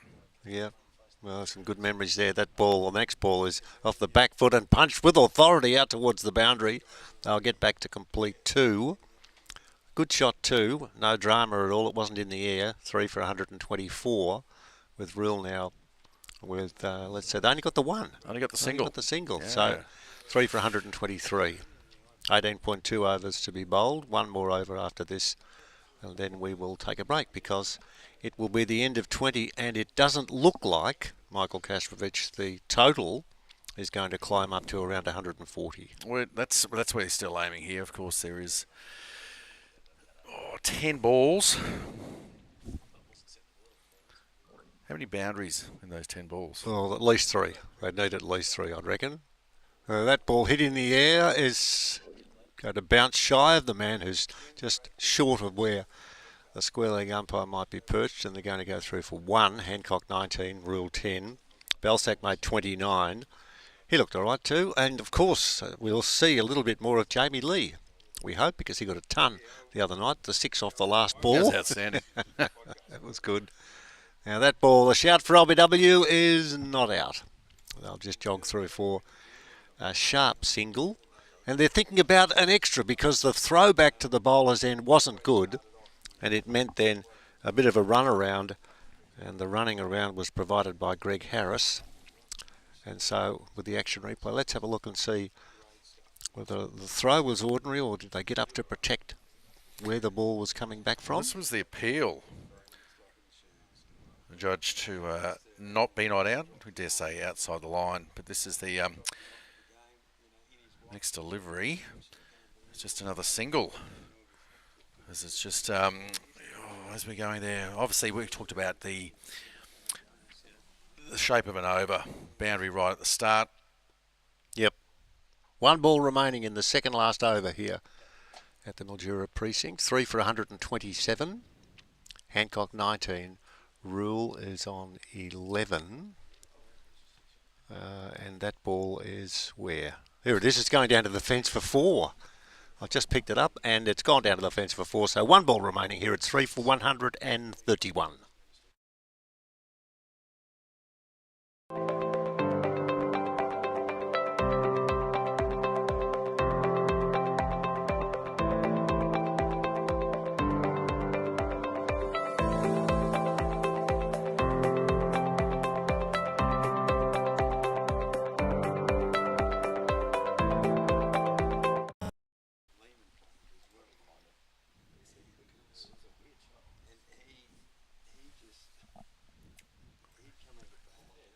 Three for 131, Hancock 23, Rule 11. 1 over remaining. The toss was won by the Sandgropers, who elected to insert the opposition. And at 3 for 131, not too many have not reached that total in this competition that's been going along so far. But we wait and see as to what would be the expectation, Michael Kasparovich, for this final over, as we see all those out there, particularly the captain, Gerard Wyeth, making sure that the fieldsmen are in their right spots. Well, they've been bowling very well here, the Sandgropers, and making it hard, very hard for the Territory Blasters. But we'll have a look. It's about finding that fence, finding the boundary. First ball of the last over, driven down the ground, hit very crisply and very cleanly. Tim Rule driving the ball along the ground all the way. Just the 1 run. Let's have a look again at what we're seeing. Well, this was the last, I think this wasn't, we were looking for a replay here. No, we didn't quite get it. 3 for 131. I was hoping for the replay of a one-handed, the boundary off the last ball, the last over was one-handed down the leg side. Good skills in that. Yeah, true. This ball, attempt to drag it away on the onside. Chance of a run out. It will. Oh, no, it won't be because it's misfielded. Baranka, the wicket-keeper, showing significant athleticism, bounced away from behind the stumps where that's his position, raced out but couldn't pick up the ball and get it back, and the batter on strike, Hancock, was well out of his ground. But in the next ball, has hit long and high, and I don't think we've seen a maximum in this innings, have we? I'm not sure either, but yeah, here's Billy. He's able to sort of find the energy there. He has been he has been quiet, a lot more so for the lack of boundaries and what we've seen. But I think that's great, and that's exactly what they needed. We talked about 140 as a minimum to get to. So with that 6, 3 balls remaining, mind you, it was the full toss. He created it, the space there too, beautifully, did Hancock. Wyeth in, short outside the onside, pulled away with strength and authority, deep out towards the wicket that's being protected on the leg side on the boundary. And the score ticks along merrily with a couple of deliveries to go. 3 for 139, Hancock 30, Rule 12. Another man who's had a decent haircut for this little tournament. It's Wyeth bowls, he's the captain. Swung away out towards backward square, and good fielding out there. I'll tell you what, for a brief moment I thought that was going to trickle away from the outstretched fingertips of the fieldsman, whose return was pretty strong. And is it your dog that just ran into the commentary box? No, it wasn't, but I did feel the tail. It wasn't mine. No, good. It was. Good, you feeling me up. It's the ball. The next ball is dragged away on the onside. Is there anyone protecting the boundary at fine leg? It doesn't matter because that will run all the way. And this is a very good last over too. That's gone for 4. Hancock and Rule, who came together with a score at 112. It's now 145. And that is done and dusted. 145 for the loss of 3 wickets. That's the total. Now they're heading off to take a break. So what we might do is I'll just go quickly through the scorecard, Michael, and get some thoughts, and then we'll gnaw on something that I'm sure will be within the vicinity. Belsac 29, Goodwin 8, Dawes 36, Hancock not out 30, Rule not out 14. With 24 extras, and a lot of those came in wides early on in the piece. 3 for 100 and let's have a look, 45. That is the total. And thank you, Patrick. We're just flicking through with the bowlers. Golan 4 overs, and he took 1 for 20. Nichols 2 overs, none for 18, and he bowled 6 wides in his first over. Wire 3 overs, none for 26. Lee 1 over, 4 overs when he picked up 1 for 16, and no wickets to Hamling, none for 24. And Warren got a wicket. He got 1 for 18. And so that's it. That's how we wrap it up. The score after 20 overs, 3 for 145. Some quick comments from you, Michael Kasprowicz, before we call it quits and get ourselves organised for the run chase. Well, I think that we were quite happy with that, and certainly getting 14 runs off that last over, getting him to 145, puts a pretty respectable total in at the end. I was looking like I was going a bit slow through there. But, with 146 runs required by the Sandgropers, batting second, they'll be backing themselves. But we've all seen that early wickets and at any stage, just that pressure thrown in. And a little bit of fielding. All the players are going to be involved, not just the guy with the ball. And so it's going to be a great afternoon and a great chase from here. A good chase too, and what we'll do is, as we meander through the afternoon, just quickly, before we call it quits for a minute, I want to give you the two teams that are playing at the moment and where they stand in terms of pushing for a final spot. Let's have a look. RJR All-Stars were on 8 points before this game, EV2 Cricket on 6, 4 to Lightning Storm, and 4 to the Territory Blasters. So makes this game extremely important, and we'll be able to find out a little later on as to what does happen. Hope you're enjoying our coverage. What have you got there, my big fella? Oh, just from around the grounds. Yes, please. Too. We've got, of course, 145 for 3, the Blasters here, as we've just said, against the Sandgropers. We've got the Phoenix Firebirds. Then there are 20 overs, 5 for 156 against the Tara Taverners. Over at Mildura Senior College, Lightning Storm, 114 for 9. And I think that's 17 overs gone there. So that's sort of 140, 150 is about the mark. EV2 Cricket also. They're playing over at the Sarah Oval in Mildura. 140 for 5 against the RJR All-Stars.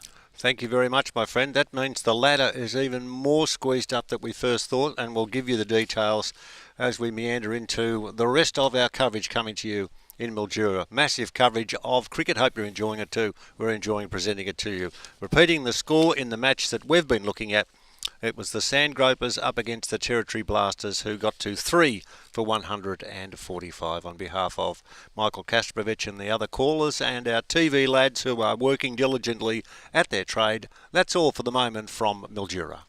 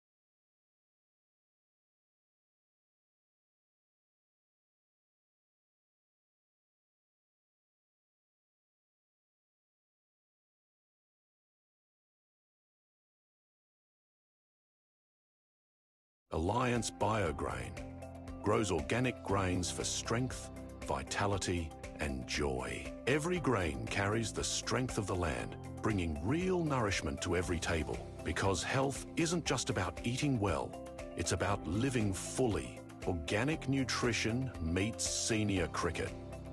Alliance Biograin and CCMC, nourishing seniors, one meal, one match, one moment of joy.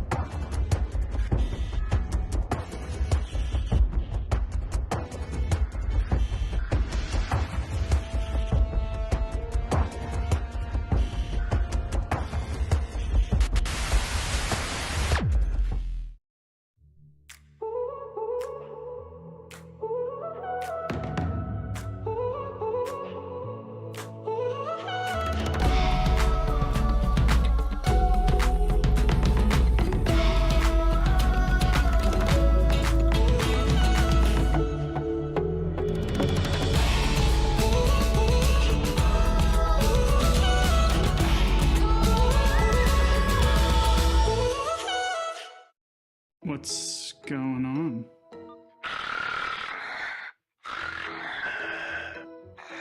That's you. What do you expect me to do about it? It's time. It's time to see my mates at CPAP Direct. They help me get my sleep apnea sorted and they offer good old-fashioned customer service and support. CPAP Direct not only have the latest technology in sleep testing, CPAP machines and masks, they can help you too. You can leave the mask on. What?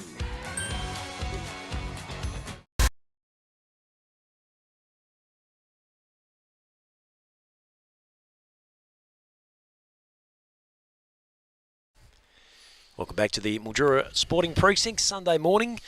As part of the Global Spirit of Cricket Festivale, game that we're having a look at here at the MSP is between the Territory Blasters and the Sandgropers. The Blasters, in the end, got their way to 3 for 145 from their allotted 20 overs.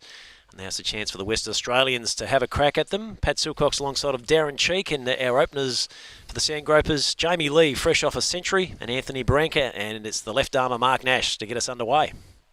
Yes, he comes in to open the attack and he looks like he's pushed that a bit wide. But Billy's happy with that, so I must have just got in on line. It was a great finish, wasn't it, the last innings? It was really looking like they were only going to get around the 120 mark, and then in the last couple of overs managed to get some sixes and fours away and got a good total. As that one's coming back into the big fella there, the right-hander, just thunders into the pad, but heading down the leg side. Interesting that the Blasters have got no one in the cordon, so they're electing to try and really ring up that 30-yard circle. Yes, I haven't seen who's down in the deep yet, so we'll have to have a look at that. Nash comes back in and then just puts it quietly on the spot. It'll be good to see how the Sandgropers go about this chase, because as we saw the other night, they were chasing a very impressive score of 180, but roll it in after like 12, 13 overs. Yeah. So as Nash comes back in, and there's a good very good shout. appeal, very good shout.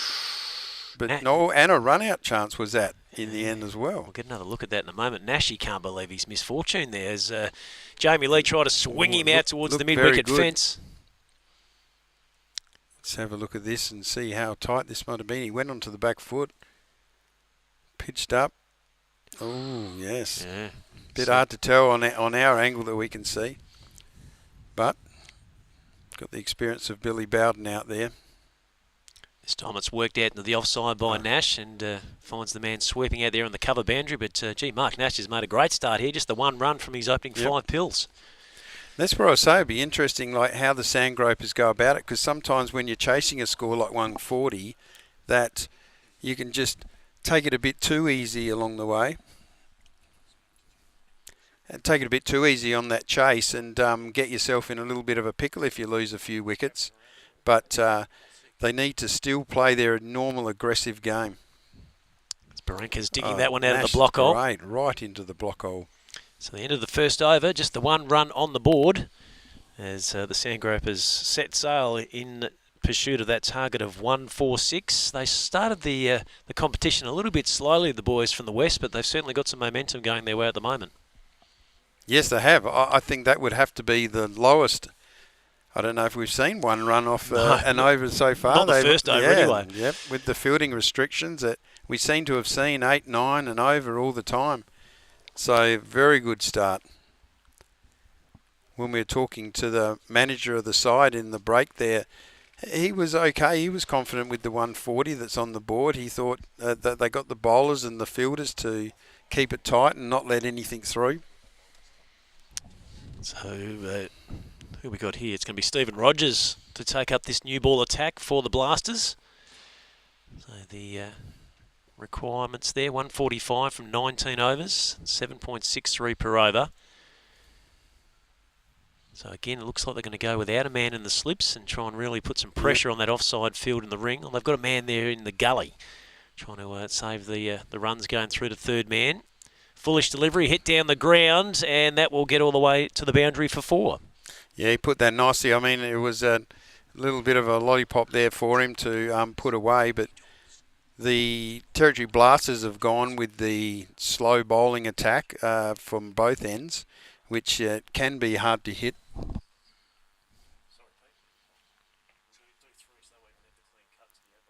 Rogers coming back on for his second ball, and that's a nice little ball that swings in. And he pushes on the onside and just evades the guy at mid-wicket, and it's got run to the boundary. Very nice shot, very easy. Just middled it with a bit of power with his strength more than anything. And he's got that past mid-wicket. So Jamie Lee starting to step into his work here. Moves to 9 from 7. This one's bowled into the wicket and he's just deflecting out onto the offside. Nicely controlled there on the ring by Leith Dawes, firing it back into the keeper.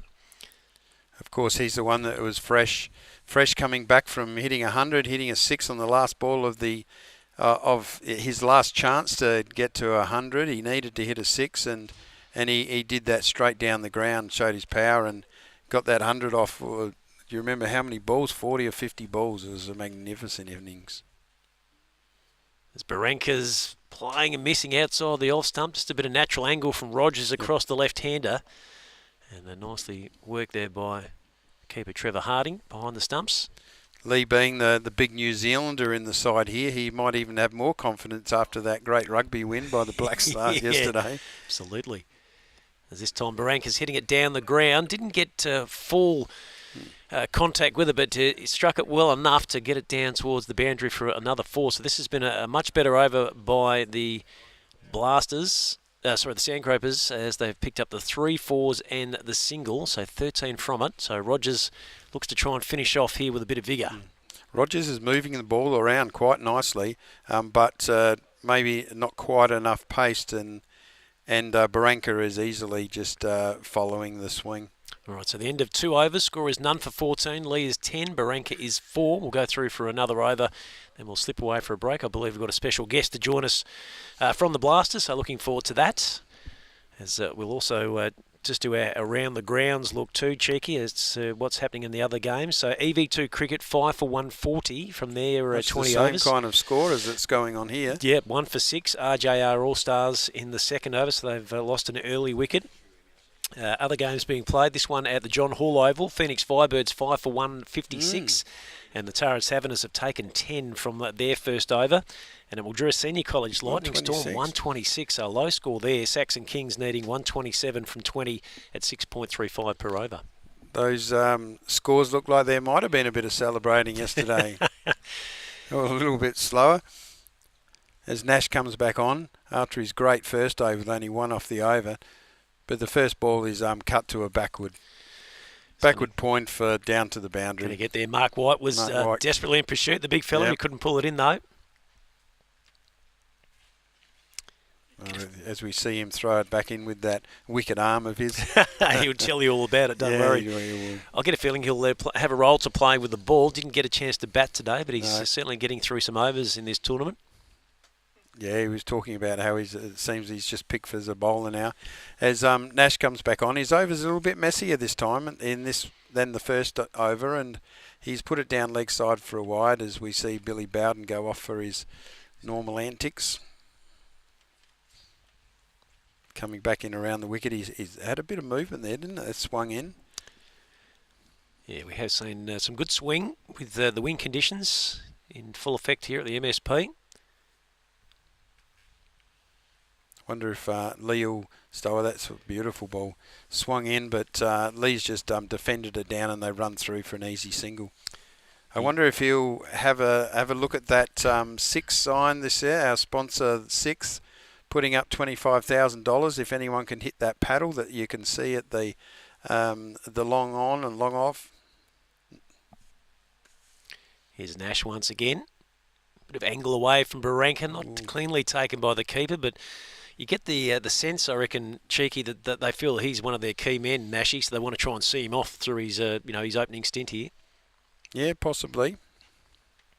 They're just trying to guide him around the place because he's putting in some little tricky movement of the ball each way.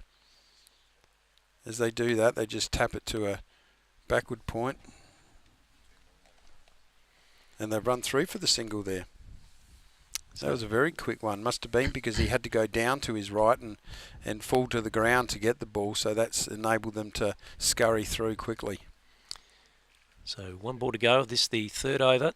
Take a short break after this one. As Lee tries to beat the bowler, just does so. Goes down to long on. So at the end of 3 overs, it is the Sandgropers, no wicket for 22.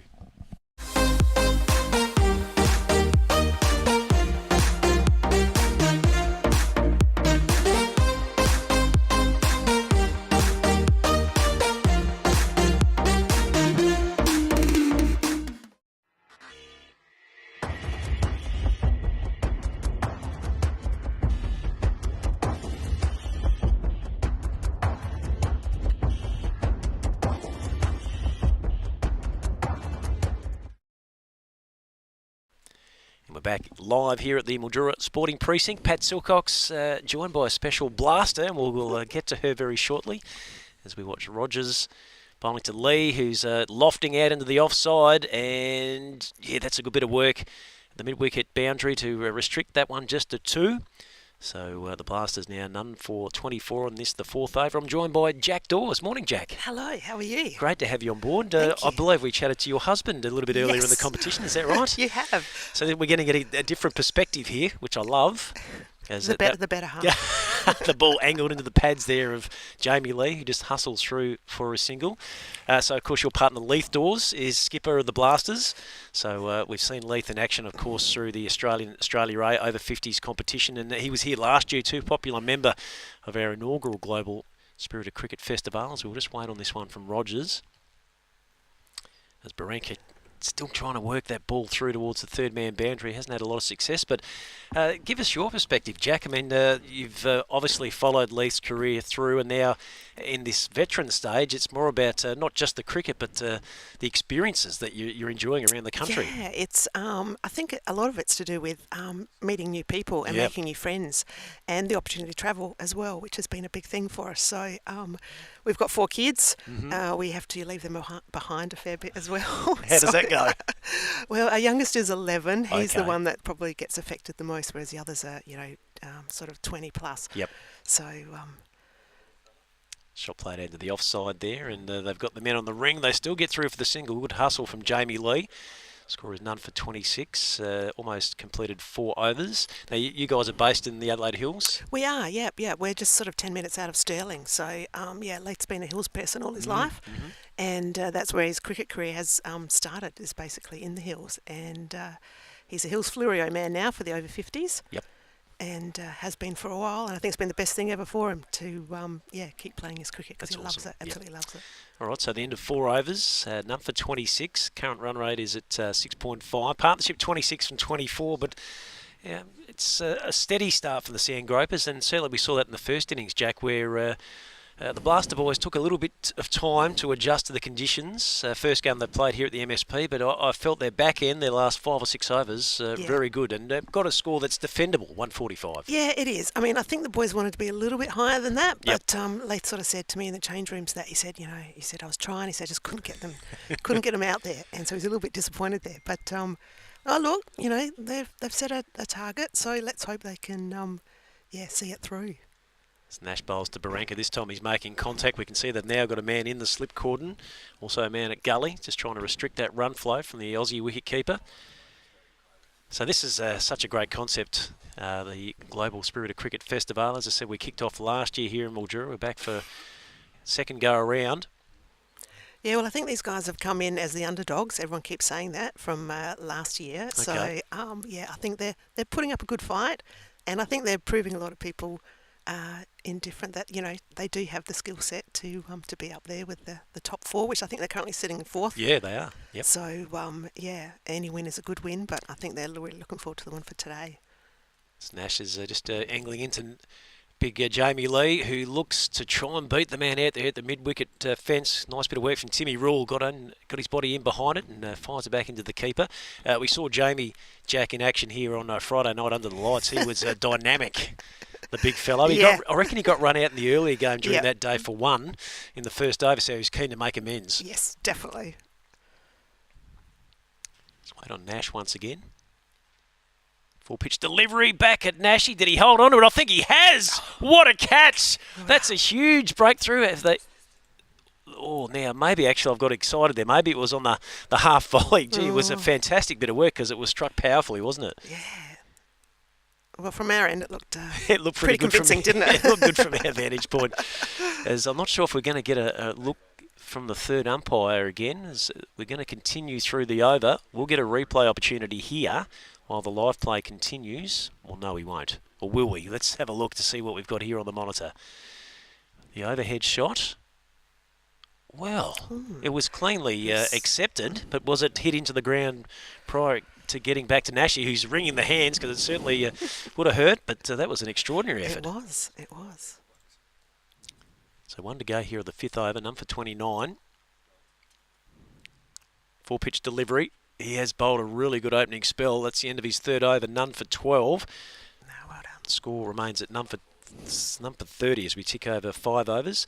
Jack, you've been a part of the veteran scene for a little while now. Tell us some of the more exotic locations that you've managed to take the Winnebago to. Well, we've been in it for cricket. We've been to Newcastle, Yep. and we've actually went to, our eldest lad lives in Exmouth, so we did actually go up to Exmouth last year. Okay. But yeah, Brisbane, Victoria, Queensland, I think with some of the cricket is the places it's been. And obviously sunny Mildura, which we're currently in here. It's been actually a great thing to have for us because we've managed to drag the family and some of the dogs with us as well. So it's look, Leith likes to have his own space at times. Mm-hmm. Nothing wrong. Oh, we all do, don't we? Yeah, and so it gives him that little bit of time out when he needs it. So Rogers bowls to Lee, who swings him across the line out towards the mid-on boundary, and that'll get away for 4. So score none for 34, and this is the 6th over. Jamie Lee now 25. He's proving to be the danger man, you'd think here. Yeah, we need to, I think bowl a little bit tighter, and my point of view, get a wicket. Yeah, wickets are important for the Blasters. Blasters. It's terrible, isn't it, to say that? But you don't want to be barracking, but you want to get your point of view across as well. Yeah, definitely. This one's coming back into the big fellow as he just pushes that into the offside. Will pick up a single. So as far as moving forward, we've got Nationals coming up in around about November. Where are you guys off to this time? It is Brisbane. Oh, nice. Yeah, so Queensland Vet Cricket are hosting it this year. And Northern Territory have got a Div 3 in for the first time. Awesome. Which is great. Ball just swung away there by Barranca, who will find some real estate, and he might get 4 runs for his efforts there. So they've just gotten away a little bit in this over now, none for 39, midway through the 6th. How long do you plan that trip from the hills in Adelaide? Well, it's quite a long way, isn't it? Yeah, we're actually, we've got friends, we've got a daughter's 30th in Townsville, so we're looking at going up there first, flying, basically driving as quick as we can up there, and then staying up there for a bit and then head for a week, take a week to get down to Brizzy. Nice, settle in for a little while. Ball goes past the outside edge once again of the Barranca bat. We've seen a little bit of that so far in this second session. So he's 11, Lee 26, none for 39. As we'll get to a break at the end of this 6th, we might see Peter Walsh resume shortly. And Jack, we might just get you to sit around for another couple. Walshy, I'm sure, has got plenty of questions to fire at you. As Barranca this time gets underneath one. It's high. It's going to go all the way. A super effort. Zimba. There's a good one that couldn't quite get onto it. I think he was as concerned about the catch, was worried about his location. Yeah. I'm a bit worried that he hasn't moved from the ground as he hurt the shoulder. Ground is hard. It's rock hard, and there's a little bit of concern there for Brian Goodwin at the moment. Hopefully he's okay, but again, another mighty effort by the Blasters in the field. So, yeah, Brian Goodwin, everyone knows him as Zimba. Yep. Because he's Zimbabwean. So, is he the brother Murray? Is that yes. the connection? Yeah. Fantastic. So, he's a Queenslander. So, great guy. And, he can certainly make you laugh, that's for sure. But he's a die-hard. Like, everything he will go for. Another chance at his catch opportunity here as Barenka really got it up with lots of wings there, but got a hand to it in the end. He was over the rope by the time that he made the attempt, as this time Barenka misses out another opportunity there from the offside. So the end of 6 overs. The score is none for 45. Jack, we'll get you just to sit tight for us for a moment. We'll go to a break, and Peter Walsh on the other side of this.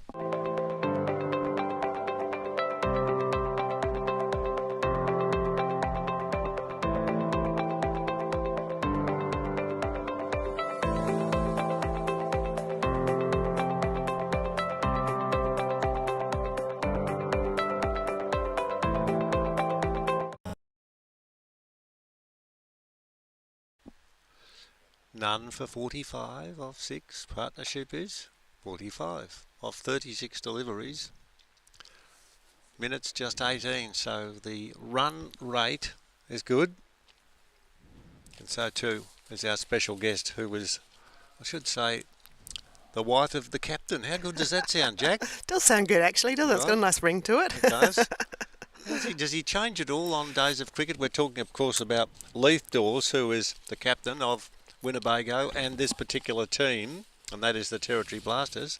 What's his mood swing like when all of a sudden he's got to get to game face? I keep my distance. I've always done that. I let him do his own thing. He likes to sit there. He likes to think about what he's going to do, what he's going to face. And, space is good for Leith. So, he likes to get his mindset wrapped around it all. But you'd be there to help him no matter what was going on. Yeah, I think as a wife of a cricketer, I think you learn your place. You know when to approach them and when not to approach them. Got out of that nicely. That'll get back. 6.2 overs gone, none for 50. The Sandgropers, well, it's a tough gig unless they get wickets. This ball outside the off stump. It's cut off the back foot and breaks through the field, and that might go, I was going to say all the way to the fence, but it won't. Because there is a fieldsman. There's the man himself. There he is. When's he going to have a shave? Right, that beard, that's his trademark. Is it? Yeah, it actually has been trimmed, believe it or not, has been trimmed. He's missed a fair bit, whoever's doing the trimming. That ball outside the off stump, and it's cut behind point, but not through the field. A good stop there from backward of point, and there's no run. That's because I do the trimming, Walshy. So, do you really? Okay. Yeah. So, he was having a few issues when he was running between wickets, and his beard would blow up and become this massive whiskers things over his face. We thought it was time to have a little bit of a trim. This is not a family holiday on the Winnebago. This is dead set, really, really tough, uncompromising cricket. And the reason, Jack, that I ask is, have you been able to establish contacts? We talk about the friendships of those that are made with Spirit of Cricket. Yep. Have there been many wives and partners that in the couple of years you've been involved that you've been able to say, g'day, I'll see you next year, or I'm really pleased to see you, etc. Let's catch up and have a drink? Definitely. Last ball of this over is on leg side, and it's turned around the corner for one, and they'll get through for that reasonably easily. That's the end of the over. None for 53 with Lee on 32 and Barenka on 19. So you do see familiar faces. Yeah, definitely. And look, they've just made some new ones just from this time round with the quad series previously with Australia and Australia A, and then coming into obviously the T20. Had the opportunity to meet some lovely other ladies, and our last messages to each other, some had to go back to where it was, see you at Nationals. It's just that friendship circle that you create. And even if you might not see them from one year to the next, you just take off from where you left before. And that's the best part about it. You're a good cricket watcher. I noticed too you've got a camera, so you do have a few happy snaps. I did it for the quad series for Cricket Australia Masters for them, and was posting those for them. Right. And have been doing it for the T20 for the Blasters.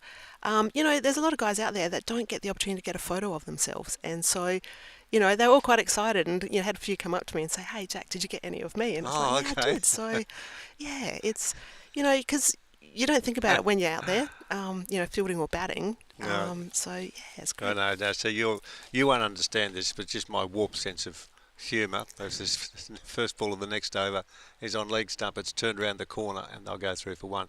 You can do a Carly Simon. Can you say to those who ask, you can sing You're So Vain, because they're looking to see whether or not you've taken photos of them. But you know, the funniest part is I actually don't take photos of my husband because I feel like I'm a bad omen if I do. And the poor guy, you know, he goes, "Oh, did you get any?" It's like, "No, sorry, mate." It's just like I said, "Nah, I feel like I'm going to jinx you if I do." So right. everyone else gets the pics, and he's the one that misses out. Well, Jack, where did they go to have a look at your work? It's none for 54, and this ball hit hard down the ground. Good shot, just missed the fieldsman, who would have had to have done something out of the ordinary to take that catch down there, Broomhall. But the ball was on its way, and as a little puppy got out of the way in time, thank goodness. The end of the over, none for 58. If Facebook for Cricket Australia Masters, I've put a lot up there for the Australia and Australia A side in the over 50s. The 55s were submitting their own photos because I wasn't at those games. Yep. But yeah, the A's and the Australian side on the Cricket Australia Masters Facebook over 50s, you'd see them on there. Oh, that's good. How many photos would you take a day? Oh gosh, 300 to 400 A day? Yeah. Trust me, it's a lot. It's and you know, and then obviously you got to go like editing, cropping, and that. And so I was spending like 4 hours a night trying to sort through them and pick out the best ones to post. So I was a little bit over it by the end of the quad series, but I've come back to do some more for these guys. None for 59, and the run rate now starts to really build as that was driven handsomely off the front foot out to the sweeper on the cover boundary, and they're through for one. None for 60, Lee 37, continuing on from that century the other night, which was so exciting to call. Baranka's not out 20.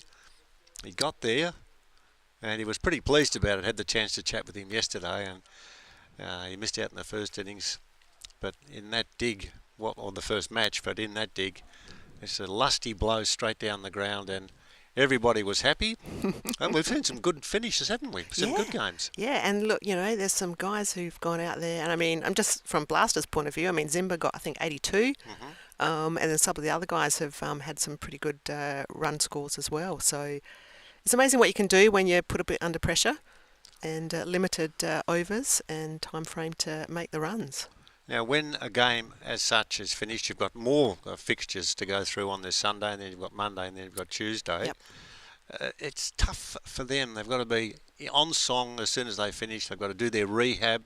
They've got to do their stretching. Has anyone jumped in the pool back at the hotel? They all do. In the pool? Yep, Really? They all do, yeah. We're staying at the caravan park, so Leith's in that pool morning and night. It's freezing cold, you'd never get me in there. But yeah, they all do. They're really good. They've also got BK, who is a local sports trainer physio, and he has been a godsend for these guys. He's keeping them on the field.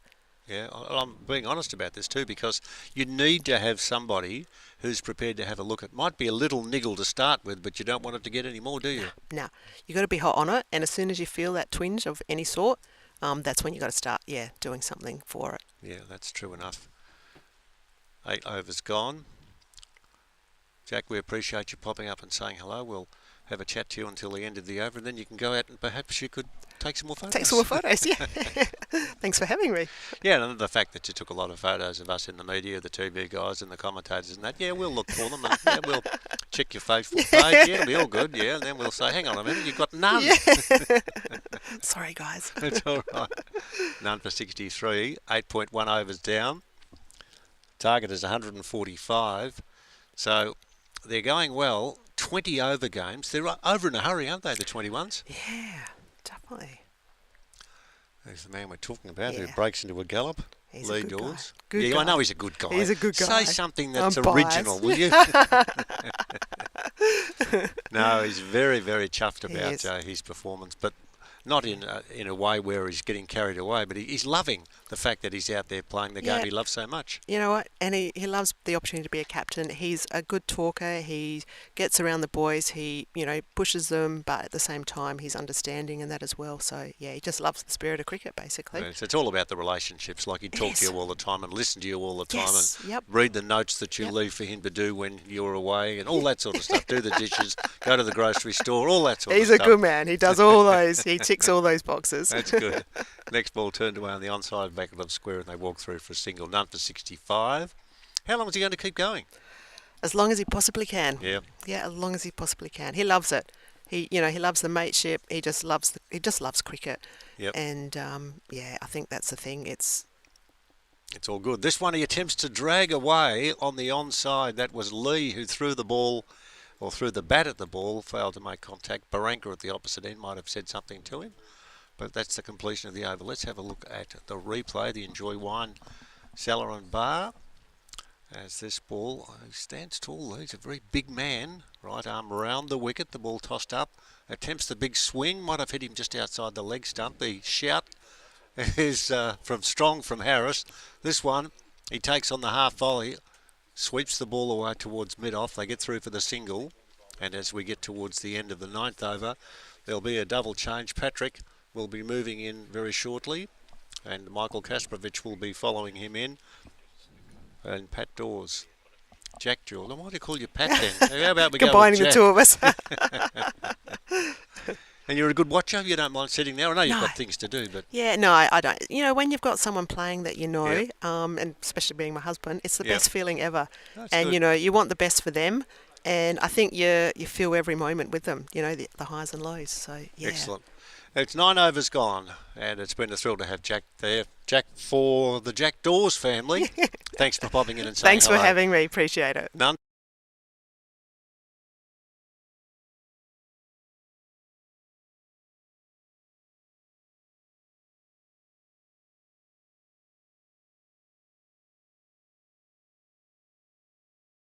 I'm living for, say I'll never waste my time. I'm all you want. Oh. Yeah, we live it up, I know for sure that I'll always. G'day and welcome to Mildura, the capital of tropical North Victoria, where adventure awaits you around every bend. But unlike Queensland, you don't have to worry about crocs. Epically wide river that goes forever. Perfect for water sports. Your next adventure is in Mildura and it's just a short flight away. We'll see you there. Enjoying our coverage. We are enjoying giving you our coverage, my friends. It's none for 69. We've gone 9 overs. Peter Walsh joined by Michael Kasparovich at Mildura, and you think it done for 69. They're just about to tick it over. Leah's on 42 and Baranka 23. An excellent start. And they're only looking to chase down 146. So we're not gambling or anything. We're not looking at the Strathalbyn races, anything like that to have a punt on. But they would be red figures, would they not? The side that's chasing at none for 69. Welcome back, Michael. Thanks. Well, great to be back here, of course, and we've seen some wonderful cricket over the last couple of days, and I think we've seen some more here. Wonderful skills, of course, with bat, ball, and the field as well. But also, too, I think the way that they're, with the experience, call it that, them setting this innings up, none for 70. Yes, we'll have a look at some of the points that have been accumulated as this next ball is hit in a hurry for a long way, and that is a big, big maximum. A blow. That actually was one of the bigger ones we've seen. Some great contact there, and obviously a great cricket bat as well. Mm-hmm. But certainly doing it easily. That's a great shot there by Lee. Very good. Very good. And you've heard of Elvis leaving the building. Yeah. Well, there was a fieldsman leaving the oval because that was hit straight back over the top. What a blow that was. I'll tell you what was safe in all that was the sixth... the sign. Sign. Yeah, yeah. $25,000 prize if you actually hit it on the full. Yep. This ball is hit down the ground, hit with authority. It'll go along the ground all the way, and they will be back for just the one run. That ball hit smartly and with plenty of timing. It's none for 77. Lee's half century following on from his unbeaten ton earlier on. It was like a few days ago, but that was good. And he's enjoyed himself. There's no doubt about that, as we have the end of the over being completed after this delivery. It is completed now, so we've got 10 down, none for 77. The partnership has been 77 because there's no wickets have fallen. 60 deliveries off just 32 minutes. Lee 50 and Barranca 24 as we have some drinks coming onto the ground here in Mildura. It begins with passion. It begins with Yashi Sports. Canada's home of cricket, trusted by players worldwide. From head to toe, complete cricket solutions. Official uniform supplier for GT20 and CCMC. For every walk to the crease, for every bold start, for every fearless shot, Yashi Sports. Canada's home of cricket.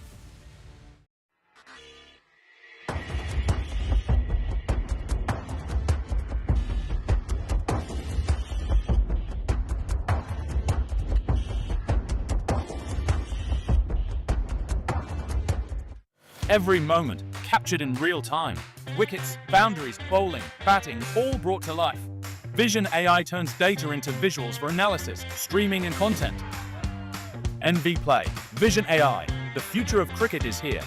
Are you a batsman who's still training hard, still getting starts, but the big scores just won't come? It's not your technique, it's your process.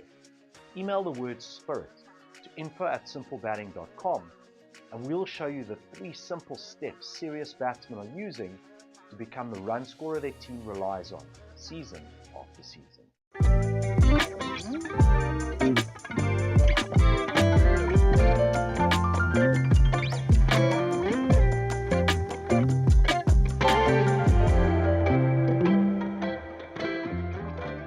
Alliance Biograin grows organic grains for strength, vitality, and joy. Every grain carries the strength of the land, bringing real nourishment to every table. Because health isn't just about eating well, it's about living fully. Organic nutrition meets senior cricket.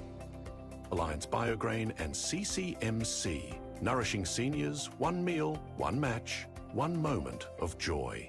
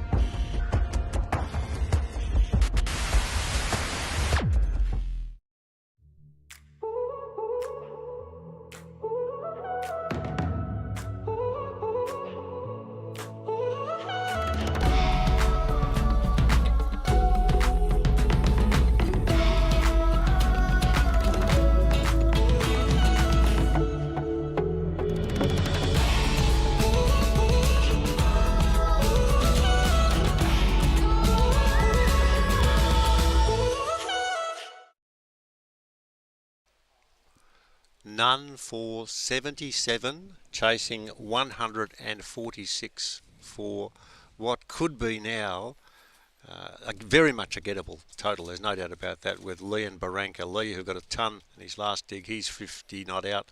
Barranca is 24 not out. Peter Walsh and Michael Kasparovich providing what could be one of the last few sessions of this game because they are really rattling along halfway through their 20 overs. What's it looking likely for you, Michael, as we welcome you back? Looking forward to this, Walshy, knowing how things can change quickly. Just a wicket, we often say one brings two, and I think that's what they need at the moment, this partnership. 77, of course, of 10 overs. So 60 balls left, 69 runs left on the board to win. Yep. And then some real serious stuff we get to. All of it's serious, but we hope that there is some mirth that you are enjoying wherever you might be watching or listening to our coverage as the batsman will get back to complete a couple of that delivery. And the score moves to none for 80 now with Lee on 50 and Barranca on 26. And when people say, how do we make contact with what's going on, the spiritofcricket.com.au, and people say, well, Spirit of Cricket, can you be a bit more expansive? Can you give us more details as to what it actually means? We'll continue to call the cricket, of course we will, but Michael, you're across what the values are and how important it is for all of these cricketers and those who have relatives with us and those that might be listening to understand what is going on as the next ball is hit straight back down the ground for 4 or over the top. It's gone for a big maximum, Billy baby. He's up and about. That's a big 6. None for 81, Lee 50 and Baranka 27. Michael Kasparovich with some explanations about something that means so much to us. Well, what they're really after is wanting, they don't want to really call it a, obviously the game, but they reckon it's more of a movement. Now, we talk about the spirit of cricket being obviously the way we play. The rules are the rules and decisions on the field. But there's so much more where they really want to foster global, creating community. We're talking global. Values leadership, friendship and teamwork above all. Harris tosses up, down the wicket, it's hit in the air. Now, is there a fieldsman there? There is. Is there a catch there? There is. Lee's been caught. And Michael, well, you've done it again, mate. You've put the mockers on, and so the catch has been taken. Lee, who got an unbeaten 100 a couple of days ago, is out for 56, and it's 1 for 87. Let's have a look at it again. It hung in the air for quite a while. You could tell from the swing he didn't quite get it off the meat of the bat. He dropped his head as he's down here. He hit it. He knew it wasn't quite right. He's sort of under it, towed it, but a great catch. In the deep there, Jamie Lee, what another innings. He certainly enjoyed it, but this is exactly what happens in this form of the game. One often brings two, and I think for the Territory Blasters, that removal of Lee is exactly what they needed. And just change a batsman here, a little bit of pressure. It looks pretty like a simple sort of run chase this, but geez, you never know. No, 59 off 55 with 9 wickets in hand now. And a good catch taken in the deep by White off the bowling of Harris. And Lee, whose run of rich runs getting, if you can work that one out, continues after an unbeaten 100. He gets to 56, so it wasn't a loss as far as he was concerned, but he would have liked to have been there. Jessup, the new batsman. It's 1 for 87, 1 ball remaining in this. With 10.5 overs we're down now. 59 to get off 55. So I was mentioning too, I know we're talking about, the rules are on the field and umpires' decisions, the rest. But essential, I guess, central to the spirit of cricket is the word respect. Mm-hmm. Respecting your captain, teammates, opponents, and of course the umpires. Playing hard but fair. Jessup. Oh, he's into his work straight away. The first ball, he's hit hard and high. He didn't mess around. That was slightly over-pitched going down leg side. And he lofted the ball in the air. Billy does what he does well. Billy is a hero there today. And for all of the duration of what's been a good fun day and some good fun, matches that have taken place. It's 1 for 93. Jessup off the mark with 6. And Baranka 27. That's at the end of, 10 overs down? 11 now. 1 for 93. What do you reckon? Well, I reckon I have mentioned that often it takes a little while to get in, get to feel the conditions and all that. He wasn't listening. No. For a 6 off the very first ball. And not just just over the ropes. That went a good 20 metres over the 60-metre boundaries. Went a long way. It did. Well, one of the fieldsmen earlier in the game had to leave the arena and go for a jog. And when he came to the sign that said, Renmark, take the right-hand turn, he thought, I think I've gone too far. Yeah, we've seen that, haven't we? And I think that's the exciting thing. He didn't waste any time at all. And often, like 53 runs remaining, 54 deliveries. We'll see what the Territory Blast can do. Some dot balls essential. First ball of the next over, cut off the back foot by Baranka. Good shot. There's a sweeper out there and he'll pick it up, or will he? I'm waiting for him to appear. There he is. And they'll get back to complete the couple. Baranka, who does the glove work and does that in style. And with the 2, the score moves up to, let's have a look, 1 for 95, Baranka on 29. I mentioned essential because those dot balls just start to build pressure. Get that run rate going the other way. Short outside the off stump, cut out towards where there's protection on the offside, and there's no run. Other way, as in increasing, is the run rate required, of course. Yep. Kashula in, and it's pushed away Good timing, all right. He hardly looked as if he touched that ball, and it went quickly out on what is a track that is quite magnificent, and also the outfield, which is just the same. And that's a good shot.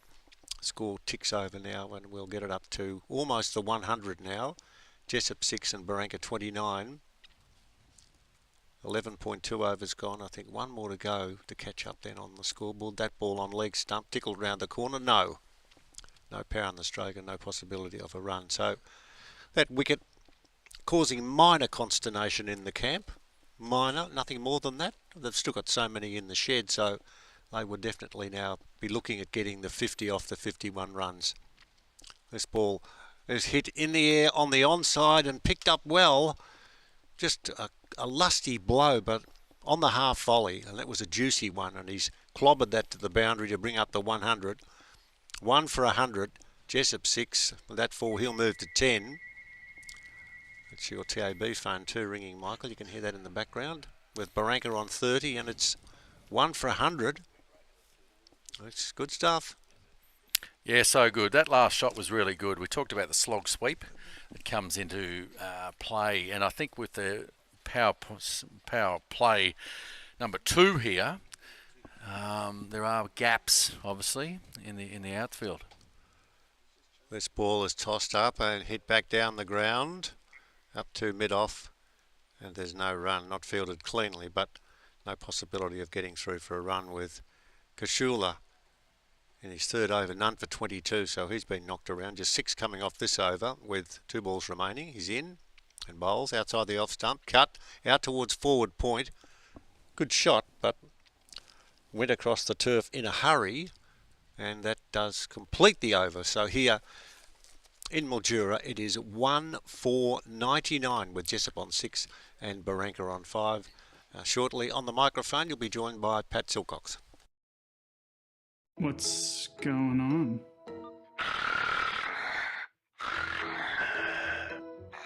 That's you. What do you expect me to do about it? It's time. It's time to see my mates at CPAP Direct. They help me get my sleep apnea sorted, and they offer good old-fashioned customer service and support. CPAP Direct not only have the latest technology in sleep testing, CPAP machines and masks, they can help you too. You can leave the mask on. What? We're back at the Mildura Sporting Precinct. 12 over mark, 1 for 104. Sandgropers, who are moving along comfortably. Barranca at 38. Jessup, who's only just got to the wicket, has certainly gone about his stuff in good style. He's found the boundary on a couple of occasions. As we wait on the bowler. Pat Silcox, Michael Kaspovich with me, and we're going to take the opportunity, after that ball's completed, Casper, to have a look around the grounds. We are. Sarah Oval. We've got EV2 cricket against RJR All-Stars after scoring 140. EV2 cricket, RJR All-Stars are 50 for 4. Okay, so game in the balance there. This one's just angling away from the left-hander Barranca, but he's found a gap, and that will get out to the boundary for another 4. John Hall Oval. We've got out there the Phoenix Firebirds scored 156 for 5 in their innings. Tara Taverners, 60 for 3. That's 10 and a half overs. So needing a few runs. 97 off 57 balls remaining. 7 in the 10. Interesting, the last one too. Nicely bowled by Rule. A low score, isn't it, over at the senior college? It sure is. Lightning Storm scored 126 all out. Saxon Kings, 46 for 3, and that's after 9 overs. So what do they need? 81, I think, in 11 overs, with 7 in hand. All exciting cricket right around Mildura. It certainly right is, absolutely. As we wait and see what Timmy Rule's got up his sleeve here. He's made a pretty tidy start. Just had the one that got away from him. Of course, wicket's the key now for the Blasters to try and stop this run flow. It's Jessup with a very high backlift there, signalling his intent, wasn't he? Ready to get after it. Just able to reach it too, I think. It's just inside that wide marker. That's the second ball. He couldn't hit that one for 6. Almost like a baseballer, isn't he? This time he's powerfully putting it through the offside, backward a point. Knocked down by the fieldsmen, so they'll get back for a couple. Notice he's got the sunnies up on top of the cap. Not sure if he knows they're still there or whether he came out with them on and it's just got a little bit gloomy and under the cloud cover. Is that what it is too, isn't it? Yeah. You reckon they're not they're just sunglasses, or they're actually reading? Oh, I they've don't got know. a lens, like a prescription lens. Well, they might be. Dawes is almost looks like he's bowling quick leggies, but that one almost was the arm ball that swung back in, wasn't it? Yeah, if not a wrong one. I didn't quite see the wrist where it was, but there was certainly some variation there, and tidy start. So one for a 1-1-1, Lord Nelson after 13 overs. So just the 35 needed for 42. And Casper, we were talking about this in the pre-match before we went live about we've had the uncanny knack to finish up earlier here and get back to the senior college and get first dibs on lunch, and we're on track to do that once again.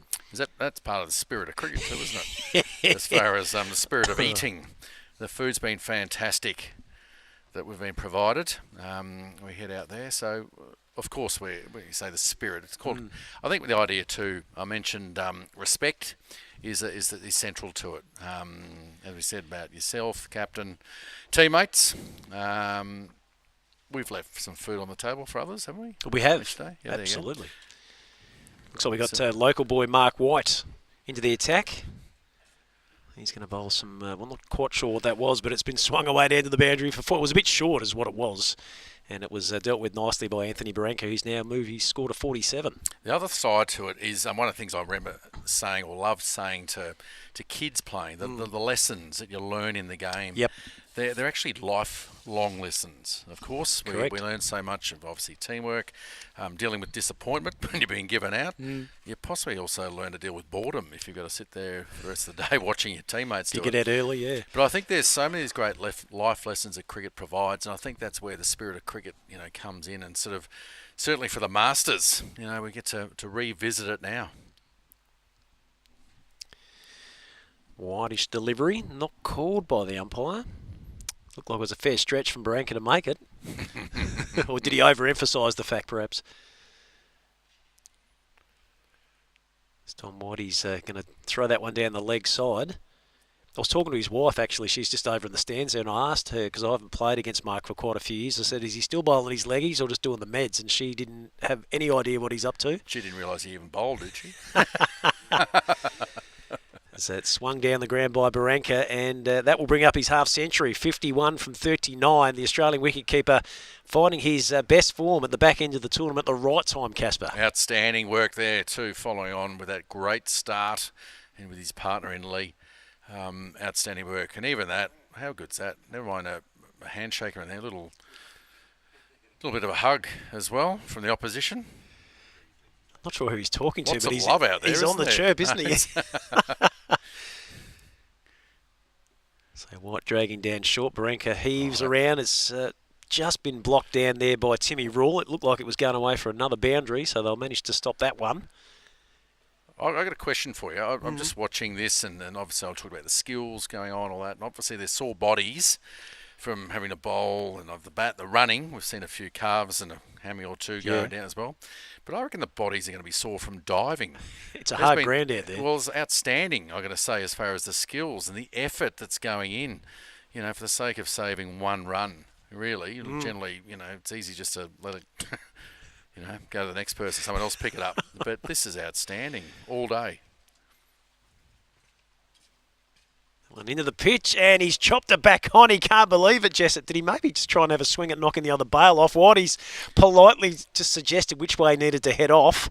And a breakthrough, a much-needed one for the Territory Blasters with the score at 2 for 121. I think he's reminding you, I think that was the acknowledgement that he does have the in-swinger, the one that does come back. And we'll have a look at the Enjoy Wine Char Grill and Bar replay here. Really smart work. That high back lift, bringing the ball back in. It was a bit quicker, wasn't it? Off the pitch? It was, yeah. No, I think it's not so much off the pitch. It's more with maybe hit the seam. Okay. As I said, that's just it. Just a little bit something different. But then again, as I always like to point out, that, with a wicket there, a little bit of a change. You batsmen coming to the wicket, you just never know. And I think that's where belief I talk about in the teams I played with, that you just want to keep believing that you're a chance here. Of course, 25 runs left, 36 deliveries. But you just never know. It's a funny game, cricket. They said that, haven't they, a few times? They have. Things can happen in a hurry. 2 for 121. So from an equation perspective, it all looks in hand, doesn't it? 25 from 36. But if they lose another wicket or two here, certainly Barranca, who's the man that's set, well, then all of a sudden, it's going to get interesting, isn't it? Don't we have? I'm not sure. We obviously don't have it in with this technology, but isn't there like a win viz or something? Or is that? We had the WASP going there for a while, with the score predictor. Objective score predictor. Yeah. But with percentage which side's going to win, like which and like a pie chart of, sort of this. I know it's all looking one direction for the Sandgropers here, but. Sorry, I'm hungry. I'm talking about pies. Well, it's nearly 12:30 local time, so. Yeah, as I said, I did miss breakfast. I didn't miss it. I decided to go easy. Spoil myself at lunch. Righto, I like it. As this time, Barranca hitting out into the offside. They've got men on the ring to protect it there, so no run. So Rule is at the start of his second over. Mind you, after this awesome dinner last night, the Spanish. Bar and Grill. Bar and Grill. Yeah.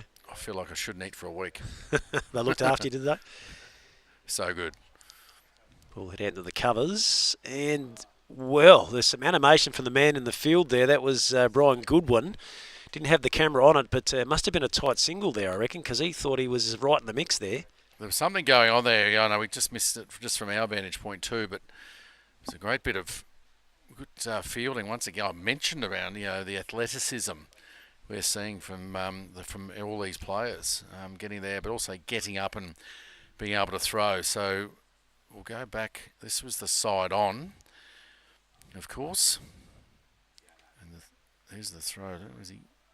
And it just quick throw. Jeez, he was out of shot for a long time, wasn't he? My goodness. Good throw, had him absolutely toasted there, I would have thought, as this ball's thrown out wide outside the off stump. And Leith Dawes again with a good effort in the field.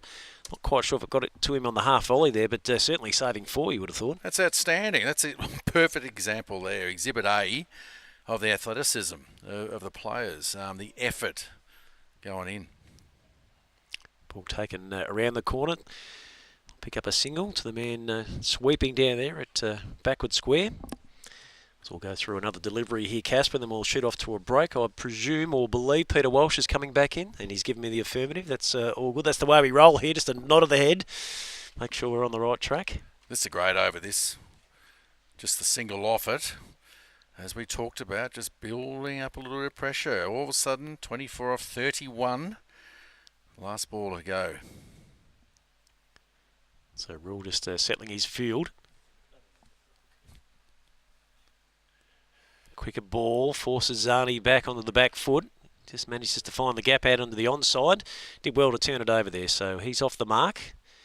And that will be the completion of 15 overs with the score 2 for 123.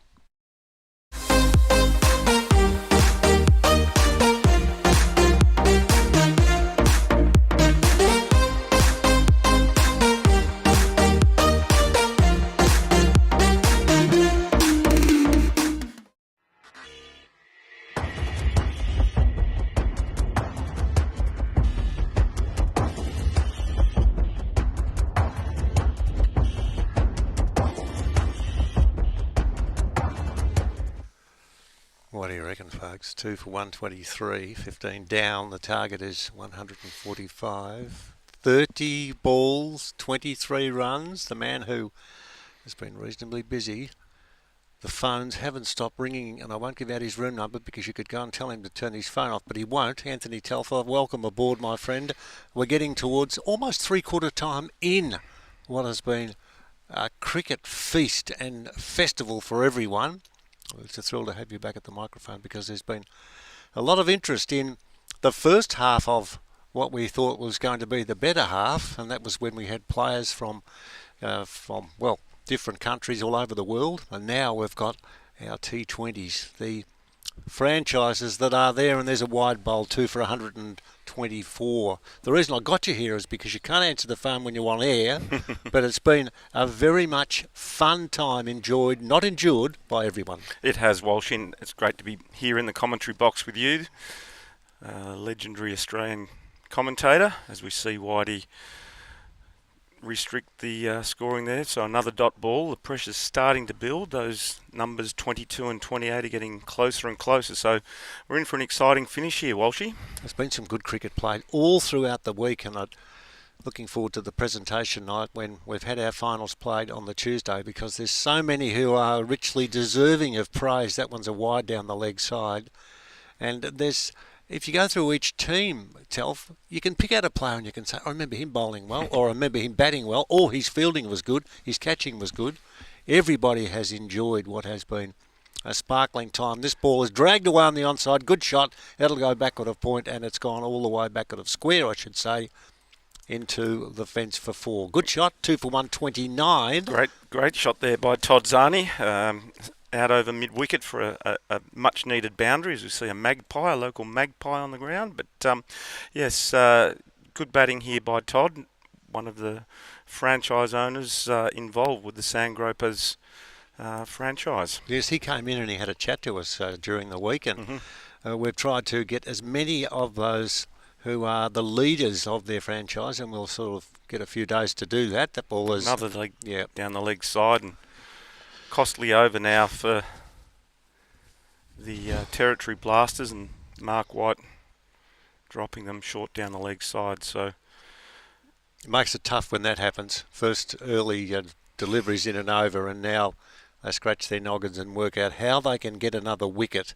They won't be able to stop the runs, you wouldn't think, but there again it might be impossible to expect them to get so many wickets.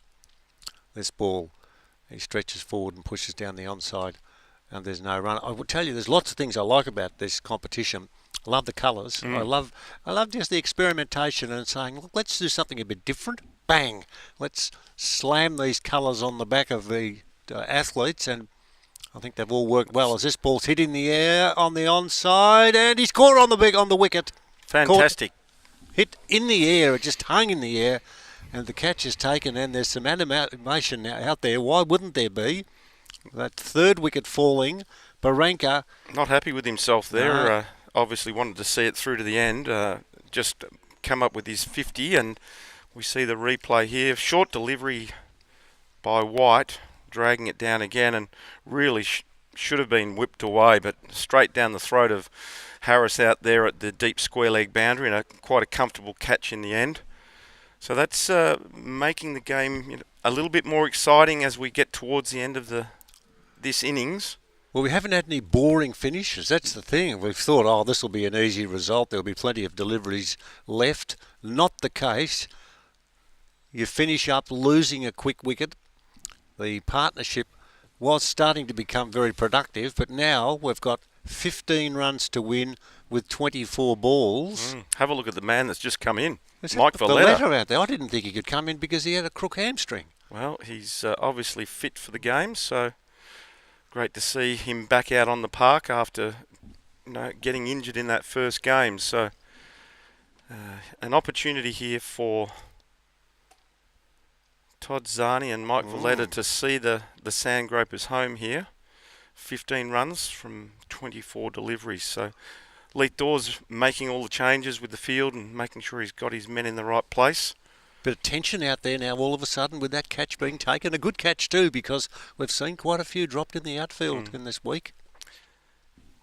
Oh dear, what are we going to see from the rule man? Let's have a look and see. This first ball. Full toss down to mid-off. Just the one. Comfortable single. And we've had quite a few inquiries too from people that are in the area that want to come and say hello. But the last day of competition is full throttle, isn't it, with the classifications and the one for the big dollars? Yeah, exactly right. So the top 4 teams will play off in the morning. So it'll be 1 versus 4, 2 versus 3, and the winner of each of those semi-finals will go through to the big dance on the Tuesday afternoon. Big dance, all right. A lot of money. And that's what, you can say it's been good fun. People are enjoying themselves, but there's a bit of a lucrative inducement if you can be there at the right time and then play in the right frame of mind with the right score. A lot of rights in that, but tell you what, it's up for grabs. Exactly. $20,000 in cold hard cash they're playing for, and the runner-up will receive $5,000. So that's top edge over the top of the keeper down to a very fine third man. It really, just one run there to the score. So they now need 13 off 21 deliveries. Stephen Rogers was the fieldsman out there, but he couldn't get near it. That ball got a top edge and away it flew. 3 for 133. Zani is 6. Valletta is 1. Zani gets a full toss. That might have been close to a no ball too, I think. Well, he slapped it away for 4 behind square, and he'd be thrilled at receiving such a delivery because it came in about chest height on the full, and he went thwack, and away it went for 4. 3 for 133. The target is only 146, so... And it is a no ball. There's a free hit coming for Todd Zani. Now, what's Zani going to do with this? Is he going to put it into the maximum area? It's tossed up. He attempted to drag it away on the onside, took him on the pad, and there is no result. So a big day, the last day too, and the whole deal is that you hope that the team that you put for 1 and the team that you put for 2, all the players are okay, because there's a few bruised bodies out there. Yeah, there's been quite a number of soft tissue injuries over the first couple of days, and yesterday obviously was the rest day, and everyone took that day to obviously watch the football, and but more importantly to recoup and recover and be ready for the back end of the competition. Zani 10, Valletta 1, 3 for 138, 8 runs to win this ball. He leans forward, pats away on the onside with an awareness too. Telf, they've got wickets in hand and they've got balls in hand. They've got 3 overs to go, and they creep close to the total now. 8 runs off 18 balls. And, well, the 2 batsmen are relatively new to the crease. Zani is 10 and Valletta is 1, so they still definitely are in the driver's seat. Definitely in the box seat, I would say, Walshy, and obviously an experienced head in Mike Valletta out in the middle. So let's see what the great man can do here with the bat. I haven't actually seen him bat before in the tournament, but from all reports was all class when he had his hit in the first game. Yeah, wonderful chat with him too. He really did speak with authority on what he's doing in the world of cricket. This ball is on leg stump and he's whipped it down to the man in close on the onside and there's no run. Talking about still involvement in Indian cricket, in Bangladesh women's cricket. And then talking about a tied test and talking about just being in and out of the Australian team. No airs and graces, just told the story as it is. And yeah, it was a real thrill to have Michael here. And also, I didn't think he'd be out here. I thought with the Dicky hamstring that might be it, but he's out there, which is good value. Oh, it is, and the Sandgropers have been heavily hit by injury through the course of the week. I know Simon Milton has in this game, sub-fielding in this game, so I'm hoping to see him participate later this afternoon.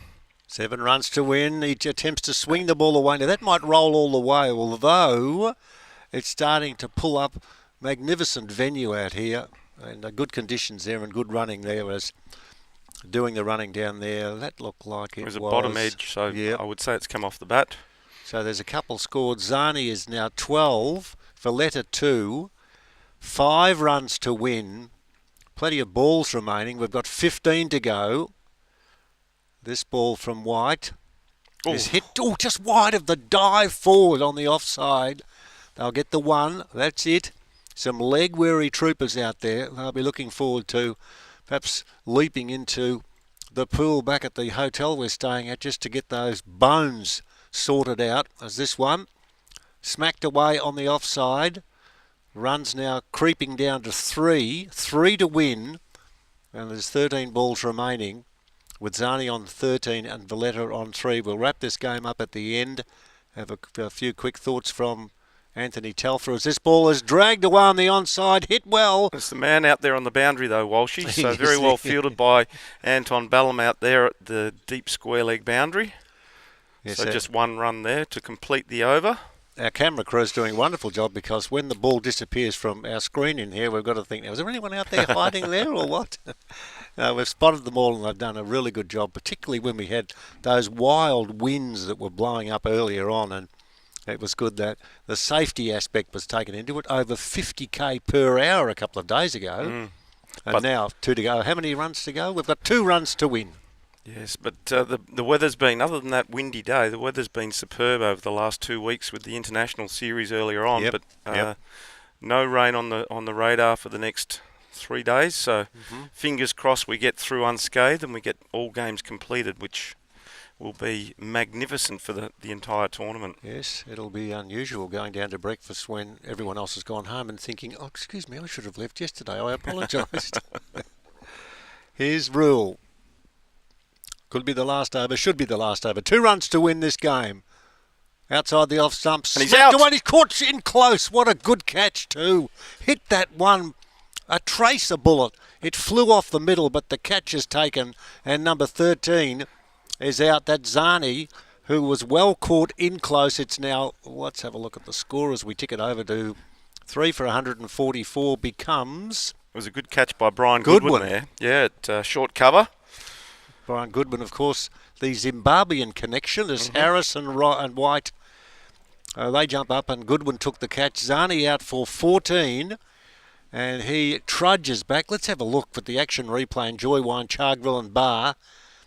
And you'll see the fieldsman in close on the offside in just a moment. A very neat catch indeed. There's the ball hit in the air and he was very quick. It was heading for his belly button and he's got the ball across. He's got the gloves across, takes the catch. Wyeth is the new batsman, the captain. 2 runs still to win. We're 18.1 overs into the competition. Could anything happen now? Are we going to see a twist here in this game? As we all know, cricket is a funny game, Walshy, but I think really at this point of the game, with 6 wickets in hand, only requiring 2 off the last 11 balls, I can see the chief, Gerard Wyeth, looking to go big. I want a wicket. Come on, let's go for a wicket. We want to go into the last over if we can. 2 to win. This ball tossed up, hit down the ground, and is there a run? No. It's hard to tell whether there is or not. No, they there. Didn't run. So the ball's ticked by. Tick, tick, tick. 2 runs to win.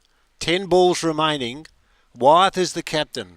Rule is the bowler. Wyeth goes for the big swing away on the onside. Hits magnificently for 4. I think it may have even gone for 6. Let's have a look and see. Oh no, Billy's signalled 4, so that's the end of the game. A great victory there to the Sandgropers, getting 4 for 148 halfway through the 19th over. So quite a resounding win there for the Sandgropers. So that's going to put them, well placed into that playoff zone, I guess. There's a group of teams now starting to form in that number 3 and 4 spot, and even 5 and 6. So well done. And thank you, Tel, for popping in. We're going to get the final look at the scorecard from the man who uses his computer brilliantly, and that, of course, is Pat Silcox, and then Michael Kasparovich will come in and wrap it up. But Tel, just repeating that information on the last day, which is Tuesday, the teams that are playing each other as you lead up to the last game, which will be the grand final? Yes, so 1v4, 2v3, and there'll also be playoff games for the 6th, 7th and 8th teams as well to see where they finish on the ladder.